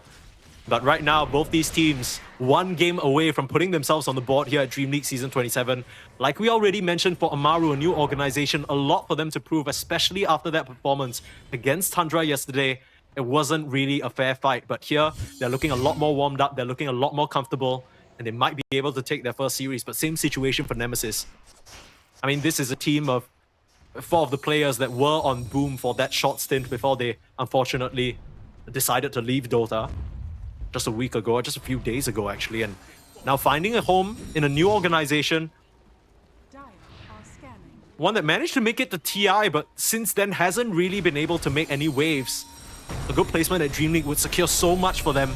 The stun comes out, Tylung Echo completely off the mark, and the storm comes through. This is not what you want. Analog having to refresh, the second fissure coming through. It's going to be enough to take down Oscar. Poor little Centaur, the one to take the blame. 80 seconds without your off-laner, but you've used quite a bit on Nemesis to try and get that kill. Grip still available, coil already used. They are still very strong with the TV here. The TV can actually kill everything. They need to find the right angle of approach. Nemesis knows it's coming. They baited out with the Roshan Raw. They're backing off to the high ground. Oh, wait, look at his position off to the side. They're trying for a big wraparound. They know Nemesis, it's are they coming. going to see this coming? Up onto the the high tangle. ground, Metamorphosis Jab's gonna start to get auto attack. They need help and he needs it now. Echo Slam coming in, saving the box. day, and the box is there. But there's the grip, holding on to Analog, and that's your Earthshake out of the picture. Jab's able to blink away, but Wits, he's starting to do the damage. 23, he needs to Ice find Path. an angle. Ice Path catches the puck, and 23 able to kill him off, but the punch is there. Now 23 in big trouble. He's not able to get out alive. The Terrorblade is the true boss in the late game. We talked about it. You have to fear the timing of the Terrorblade. With that Skadi, the TA stands no chance.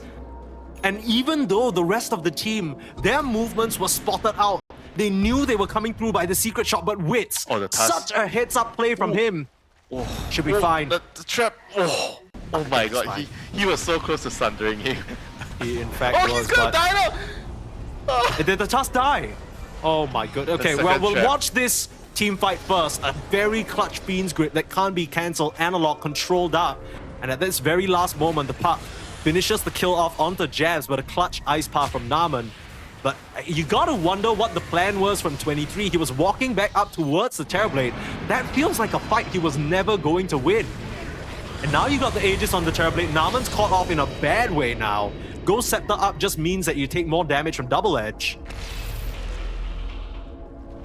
Man, I mean, the game was looking really rough for Nemesis, but they managed to pull a few punches and bring it back a little bit. At least felt somewhat stable, but now with the Terrorblade Aegis, like you mentioned, Winter, I don't know if there's any way they can kill him twice. And this is why the game, like, I constantly favor the Terrorblade in this matchup. Like, it's just so easy for him if he finds the right opening, right? Whereas for the TA, you need to play so much better than the TV to be able to out carry him, outplay him. Yeah. And now the TB is getting to the phase where once he reaches level 30, I think he's gonna get the duration on the Metamorph, and once he gets the butterfly, it's gonna be so hard to. I mean, sure you have the MKB done already on the TA, but the butterfly is also still helpful against the other heroes. Your illusions are so hard to kill. You push out the waves. You're gonna be stuck in your base, at that point. What does one do in this situation with the puck scaling up big time as well? Aghanim Scepter completed, Shard. The Giant's Maul with the Titanic Enchantment. This puck is doing oodles and oodles of damage and already hitting level 25, so even when you have the BKB, even when you're rolled up, you're going to be taking that damage on Jabs. All you really have is a save on Jokum to rely on, but he can't save everybody by himself. And already a nullifier in the back pocket for the puck to even stop that from being a factor. Yeah, things are definitely on a knife's edge right now for Nemesis. No more mistakes allowed. They have to make the next fight count big time. Try to wait out Small the little Aegis. consolation. 3 minutes Aegis. Echo Oh, Slam. Echo Slam again? No. Not what you wanted. Hailung's not no. going to be caught by that. Aeon Disc not even proc. I mean, they need Now to Echo go Slam will together. They have to go together. TA? I don't know about this. Coiled up is the TA, starting to fight into Wits now. Feared up, that's a nice Wheel of Wonder. Analog, are you going to go back in? Just using the fissure to keep the distance. They'll be happy with that. Break the BKB out for the coil. Fissures keeping their opponents at bay. I was going to say this, but the Tormentor grab for Jokum actually a nice consolation prize because because it clears out these illusions easily. But still, that's not going to stop Wits from hitting on your high ground. You gotta be so careful. Jabs getting poked at by the puck on the sidelines. Oh. How do you choose to go? You can't this allow puck. for your Rex to just go down. The puck has no air on this now, so you can't play so aggressive. A little bit scary. I mean, He's going to think this twice is- about going back up to the high ground. It is going to be a very long base defense for Nemesis. They're going to be stuck here for quite some time. We're asking for a close game to end things off, and Top tower I mean, is under attack. we got what we wished for. You know Nemesis, what? they can't be feeling comfortable at all right I now. think Naman should just buy his axe. You know? They need the axe to actually kill the TV. Yeah, I agree. I mean, Naman's positioning has been pretty solid so far, right? He's only dying at the tail end of fights and whatnot. It's not like he's getting caught. Don't be shy. Yeah, he has it. He's spying Okay. out. He doesn't There you even go. care about the buybacks. Like, he realizes he needs to get it. That's It's just kind of not- one of those things. If the Terrorblade wants to stand his ground, let him, right? He's going to burn in the fire. Could actually be a decent amount because I think earlier on we saw some fissures and you know, like just the aftershock damage along with the Wheel of Wonder and the Ringmaster. It's quite significant. Got the Terrorblade down to half HP, so Yeah, if you can get to level 20 on the Jakiro, you get the Macropire talent. It's gonna be very, It'll be very huge. potent. AC being looked at by Jabs, but he's saving for that buyback, and you really want that level 25 on the Shaker just to get the Echo Slam cooldown. So you don't have to refresh every single time you use it for like a stray pick off or whatever. You might even be able to get 2 Echo Slams off in an extended fight, which would be huge.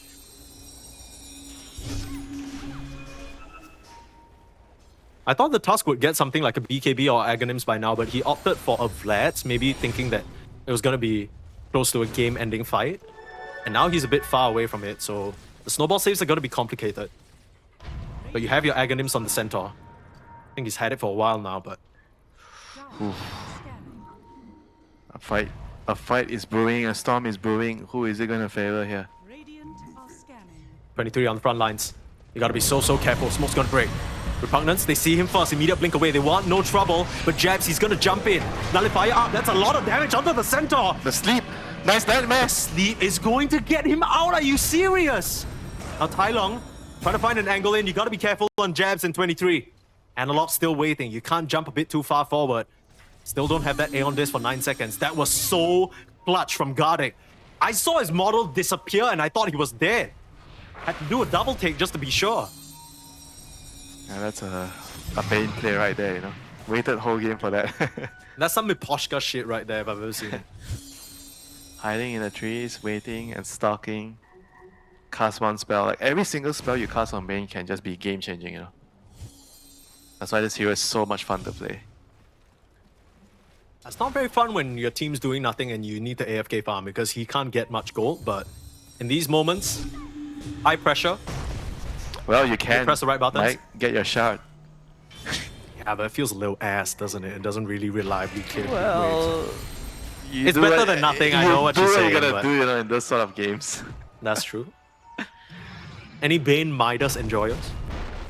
Bro, do not start a new fad. Yeah, you say fad as if people will follow me. I'm not influential in the slightest. I might eat 1 or 2 reports. You never but- know. Someone That's might true. say, the other day when I was watching a pro game, somebody suggested Bane with Midas could be a good thing. Yeah, I don't think anybody has ever listened to a word that I say before. Like in terms of actual game recommendations. Hold that thought, Nemesis. This could be the game-ending smoke move if they're able to find a huge connection. Buybacks lacking on the Bane and on the Centaur. TP out. Dire are scanning. Spidey sensors, like you mentioned. These late-game wards. I mean, with the gems and everything, with all these traps littering the area, it's... I mean, they are so afraid though. Like, I don't think they need to be so afraid. The TV is actually so strong. Like, they're playing... I feel they're playing too afraid. They're dodging too much. They can actually just go anytime as long as they have the Metamorph. So, for most of the game, Winter, you were telling me that there's no point in rushing that Amaru have the late game. At this point, do you think they've reached that stage Yeah, where five they minutes can ago. actually just go? They have already don't need reached, to be scared. Yes, they've already reached that state 5 minutes ago. Okay, so what's the plan? Do they just run down a lane and try and force it? You think that will work? Smoke or I mean they have illusions pushing out the waves, you know, so it's Yeah. easy to find a move to fight for their lineup. They need to either wait for a smoke if they don't have one, or just wait for, you know, Roshan, you know. I think the best thing to do is to have a ward and wait at a location, or you smoke and you save that ward in your inventory, and the smoke breaks and then you place the ward. I think those are the two things you need to really keep in mind when you are in this sort of situation in the game. Sure. You need to have the smoke and the ward in the inventory at the same time before you decide what to do. 8 more minutes until 60. We might see tier 5s here in this game. It'd be kind of a fitting way. I mean, Nemesis, they don't mind. We won't see tier 5s. I think the game is going to end off one team fight and it will end. Yeah, but then again, this team fight that you're talking about, we haven't seen it in a It's while. coming. Okay. In this If rune. you say so, Winter.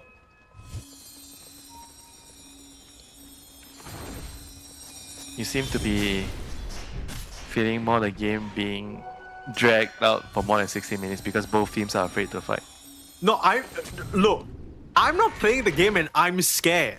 Okay, so I can't imagine the nerves right now, and I wonder what the atmosphere is like on Amaru, because you probably feel like, okay, we've reached the point where we're late game scaling, we should be good, we just need to find that opening. But Nemesis, they've been very disciplined. They have not left this triangle for a moment. They know that when Amaru come, they have to be prepared, and they're sticking their foot in the sand, not moving an inch. And I don't know, like, Amaru, are you just gonna run up into the triangle where they've been holding out for so long? There's traps everywhere, there's a ward on the high ground. It's kind of scary.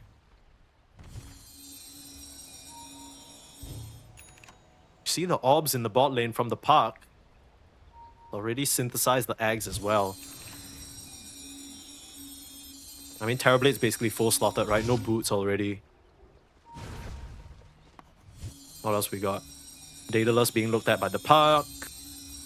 Synthesize the Axe on the Centaur. Boots of Travel just for that additional mobility. And the Tusk still working on that BKB. Fissures, Orbs, all just being thrown out. What else do you got? And Lord, he's finished up that Octarine core. 23 is queuing up a Rapier, but just doesn't want to buy it just yet. AC complete as well for this Pangolier. Woo! Time to maybe buy the Okay. axe, you know. The axe on the TA is useful in this sort of game. Being able to fly around on your traps. That's true. There is also 4,200 gold that you could use for backup Rapier.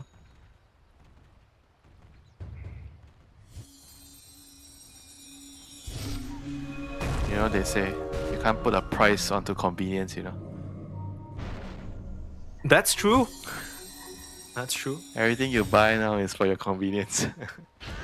And if Yeah, you really need to start clearing up the inventory space. You want to make sure things are smooth. if you really need it, there's no price you wouldn't pay for it. You know what would have been convenient?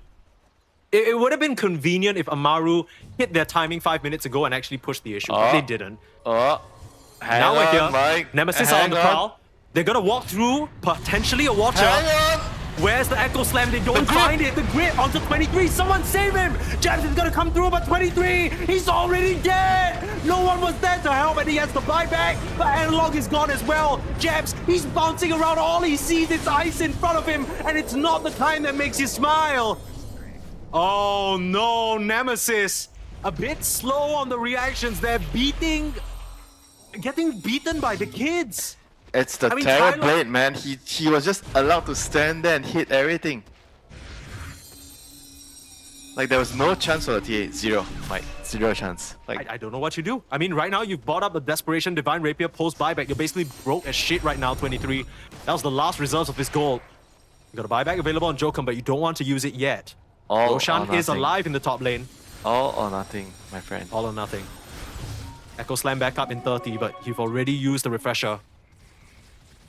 I mean, that didn't work. You basically walked into the Tusk and the Puck at the same time. That could have been just a flat echo out, instant burst down. If you got the nullifier off as well, his Aeon Disc was not going to work out. The Centaur was not in position to save him. They were a bit split. felt like the best opportunity you could ask for, and now it's gone. I mean, Vanished like a puff of smoke right in front of you. It was a very difficult moment there. There was smoke, they were in the middle of the lane. They didn't expect them to be there, and the smoke broke, and it was just like whoever is going to click their buttons faster and better is going to win there, you know. I mean, it was just a very random and unfortunate smoke broke, you know, at that point. Yeah. And honestly, good vision control there from Amaru, right? They had the Watcher control, they had a ward right there in the lane as well. Yeah. As long as they have vision and the TB can hit heroes, he's going to kill everything. Very quick jump in for them on Amaru. Immediately eliminating 23, and there's not much that Nemesis can really do to bail her out. All you need to do now is stay calm, take it slow. Your opponent has used their buybacks there on their last legs. Amaru Gaming, this could be a first win on the board here at DreamLeague Season 27, jumping up onto Naman, forcing the Ice Path turnaround John back down to the low ground. Rolling Thunder though, Jabs is in a bad spot and he's gonna get Fiend's Grip up. No escape I mean, here. the box saves him. The box does save him, but can he get out? The answer is no, and he's going to have to buy back immediately there. The fissure, the Ice Path, it catches Tai Lung, but where is the follow-up? Analog now, potentially being chased down. They don't commit the John forward. Wits has used their Metamorphosis though, and the timer is ticking. Out of buybacks. On every hero but the Jakiro. Nemesis feels like it's on their last legs right now. They need to find some sort of miracle. But the problem is, the moment any of their calls get spotted, they're just gonna die.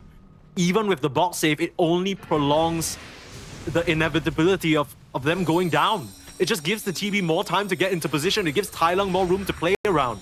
How do you take a fight here as Nemesis?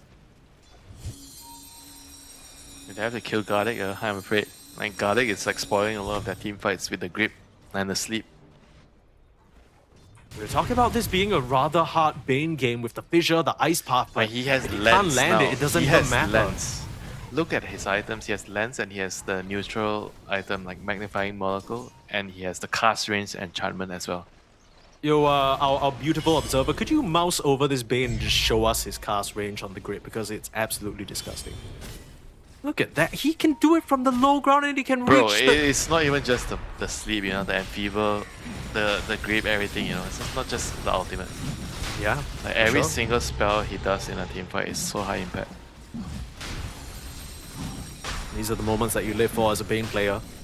The first 10 minutes and then after 45 minutes. Yeah, he is a very weird hero. Like, you have fun the first 10 minutes and then you kind of don't. Or maybe you do still a little bit, depending on the game. And then in late game, woo. Wow, what a monster, right? You're gonna get the Tormentor on Nemesis, but that is a small consolation because they understand they can't fight for this Roche. It'll just have to be an Aegis for Wits that they contend with, and a Prayer. And coming into this series, as we mentioned at the very start, it's been a while now. It's gone on 3 games and we're about to hit the 60-minute mark. Tier 5 items. What kind of Tier 5 items would change things for Nemesis? Is there anything they could grab that might turn this game around for themselves? The helm? Definitely the helm. Helm of Undying. Get some some Book of the Dead. So if you don't get Helm of Undying or Book of the Dead, you're done. It's over. It's over. Yeah, pretty much. I don't know if anything else helps the direct combat, direct engagements, you know. Because they just can't kill the TV. What can you get? Maybe a nice mirror shield for the Sunder. I don't know. Like, what's still available? Is there still mirror shield? I don't even know. No, that's old news, brother. Okay, let me see. What do you actually want? I think definitely either the helm or the Book of Dead. Is Minotaur Horn useful at all, you think? I guess you could get Stygian Deso, like for the TA. Yeah, I guess like, if you're or like, Divine using the Regalia. axe, if you're using the axe to move around the map to backdoor, I think the Stygian could be nice. There you go. It's queuing up the axe now. I think his only play right now is he has to use the axe to somehow do some weird ass base race. But even then, it's so scary, right? Because if you're like base racing and you think you're safe and then suddenly a sleep or a punch comes out of nowhere, you're done. Like, there's no one on the map that can save Yeah, you. but the game Unless is already at the point where there's nothing better for for 23 to do. Like you can't fight the TB head on, so the only thing you can do is play dirty. You know what, like, what somewhat disappoints me the most before we talk about the tier 5 items? It goes back to something I was mentioning in the draft, like, you've played against the TB in the previous game, but for some reason it feels like Nemesis didn't account for it. They don't have a solution to Wits at all. And now he's banging on your high ground. You got Divine Regalias, you got a Helm of Undying for Oscar, that's huge. Divine Regalia for the Puck as well. Spider Legs for Witso, just not needing the move speed Holy anymore crap. because he has that through the neutral. And just like that, your tier 3 is gone. I mean, the spotlight just destroys the illusions. Holy Oh, shit. but you only have it once every 20-something seconds, and then Wits is back to business. Okay. Well, destroy illusions all you like. Your racks are getting destroyed right now. What's the play here? 23 is not even in the base. The Divine Regalia has the Agonyms. He's trying to psionic project around. Is the Chihiro just dead here? Yep, okay. Well, rest in peace, Naman. That's a Dream Coil. Bye-bye. Gotta buy back immediately for sure. Nothing much else to do. And in 40 seconds, the Puck can do that again.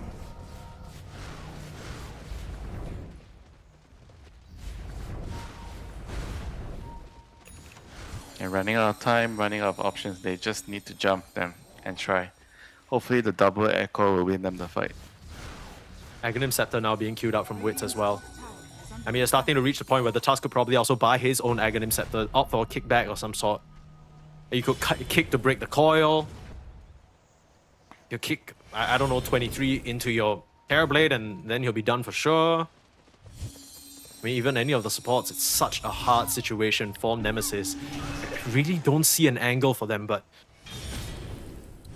they have to do something. I haven't really found a successful move in 20 or so minutes at this point.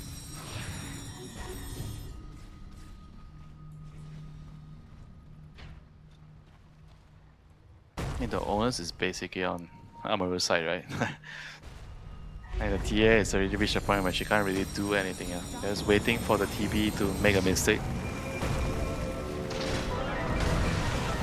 I mean, he still has Aegis. I mean, this is just awkward, right? Because you're bumping him down to the low ground. Here comes Tai Lung, just immediately eliminating that Ringmaster. Ghost Scepter doesn't matter, but Tai Lung's gonna get caught. Aeon Disc is there, he's able to jump out of trouble. Blink back to safety, Terror Wave to push them back, and you're already one member down. Still a cheese available on the Centaur War Runner as well. Gardic Grip waiting to be used on an unlucky target. Okay, this last lane of racks now. Boogies are fleeing, it's not a good sign, Winter. No, it's not. I think they just have to go. If they just wait, the Rex is gonna go down. He just whiffed the Echo Slam. He just Echo Slam nothing. Analog, they will kill Tai Lung despite it though, but he has a buyback. That was really, really awkward stuff from both mid laners.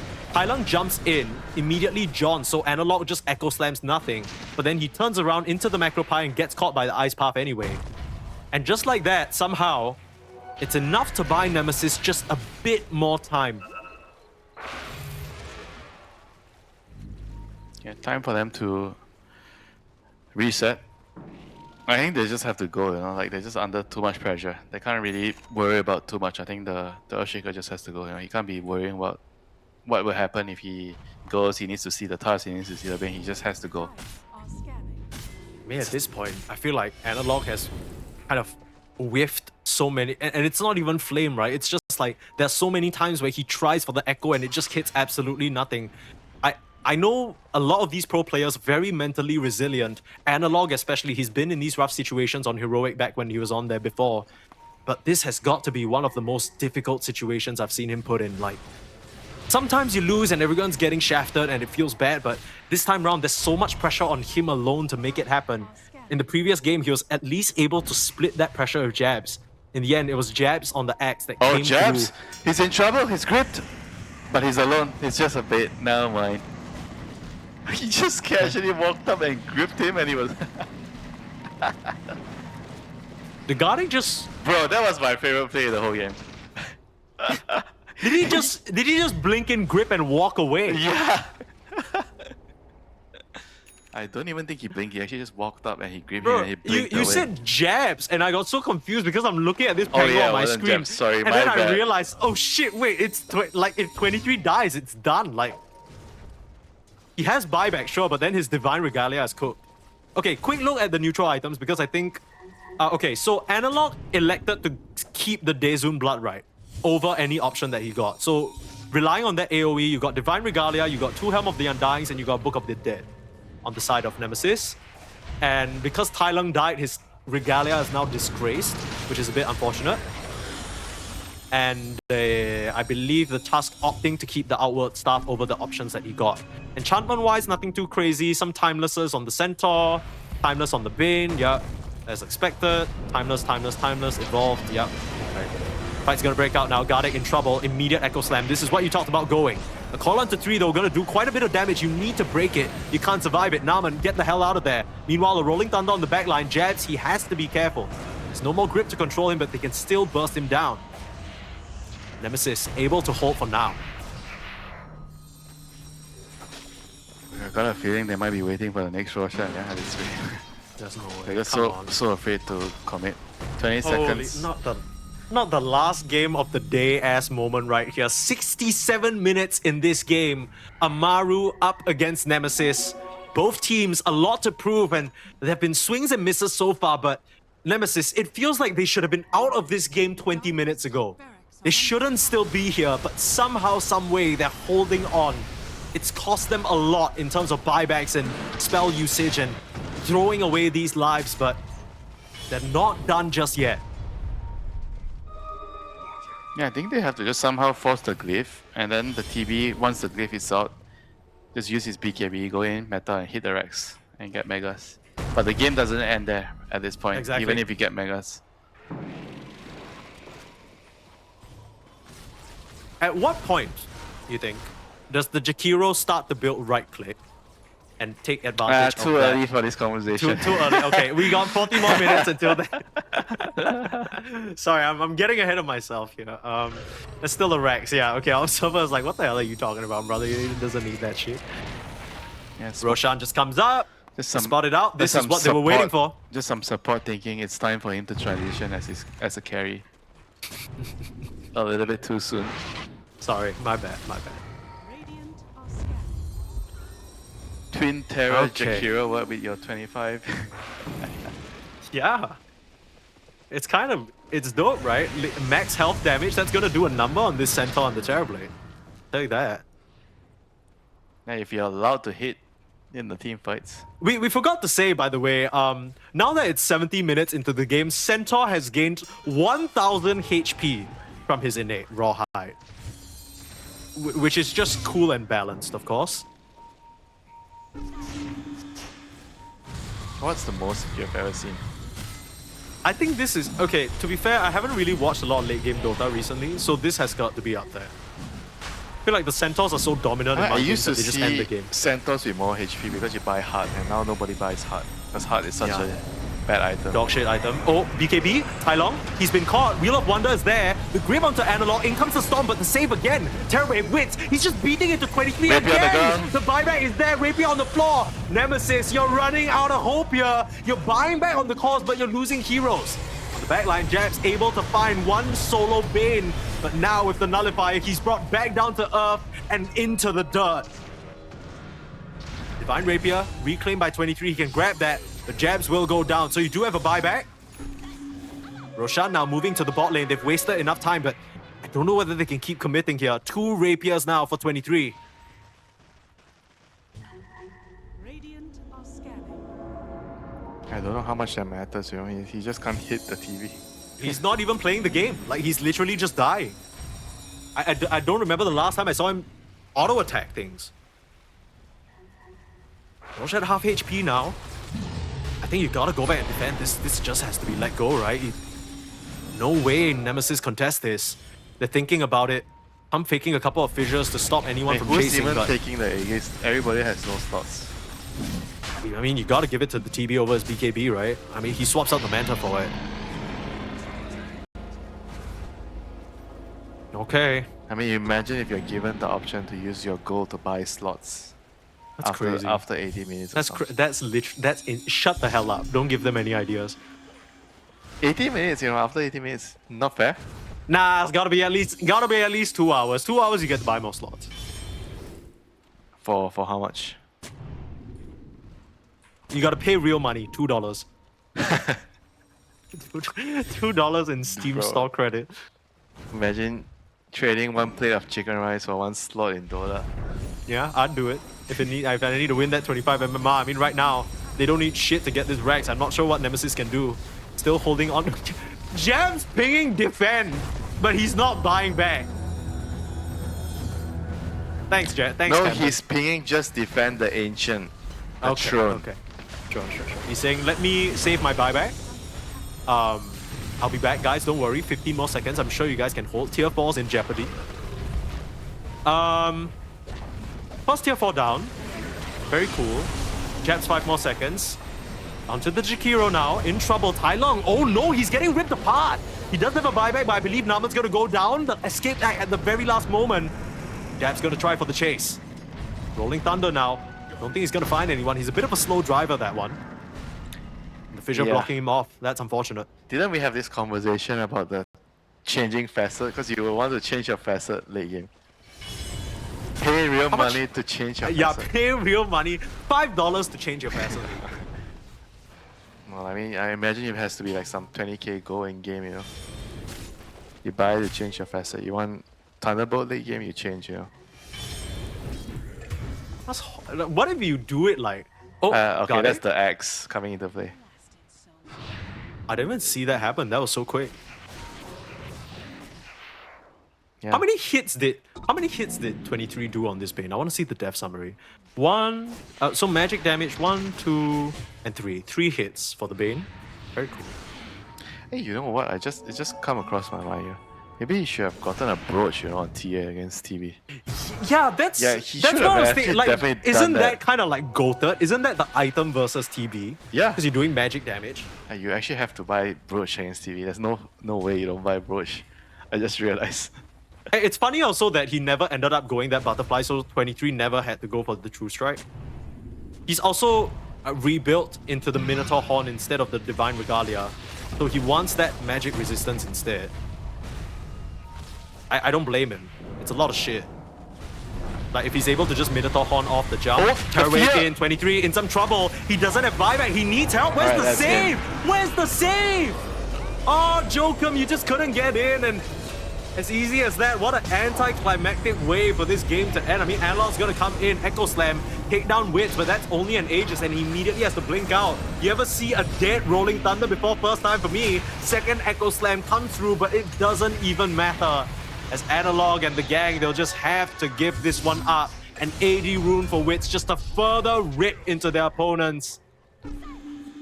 Just gonna let the game end naturally. GG is finally called. Analog will call it. And what a series coming out from Amaru. It was messy, it was gross, but they come out on top over Nemesis.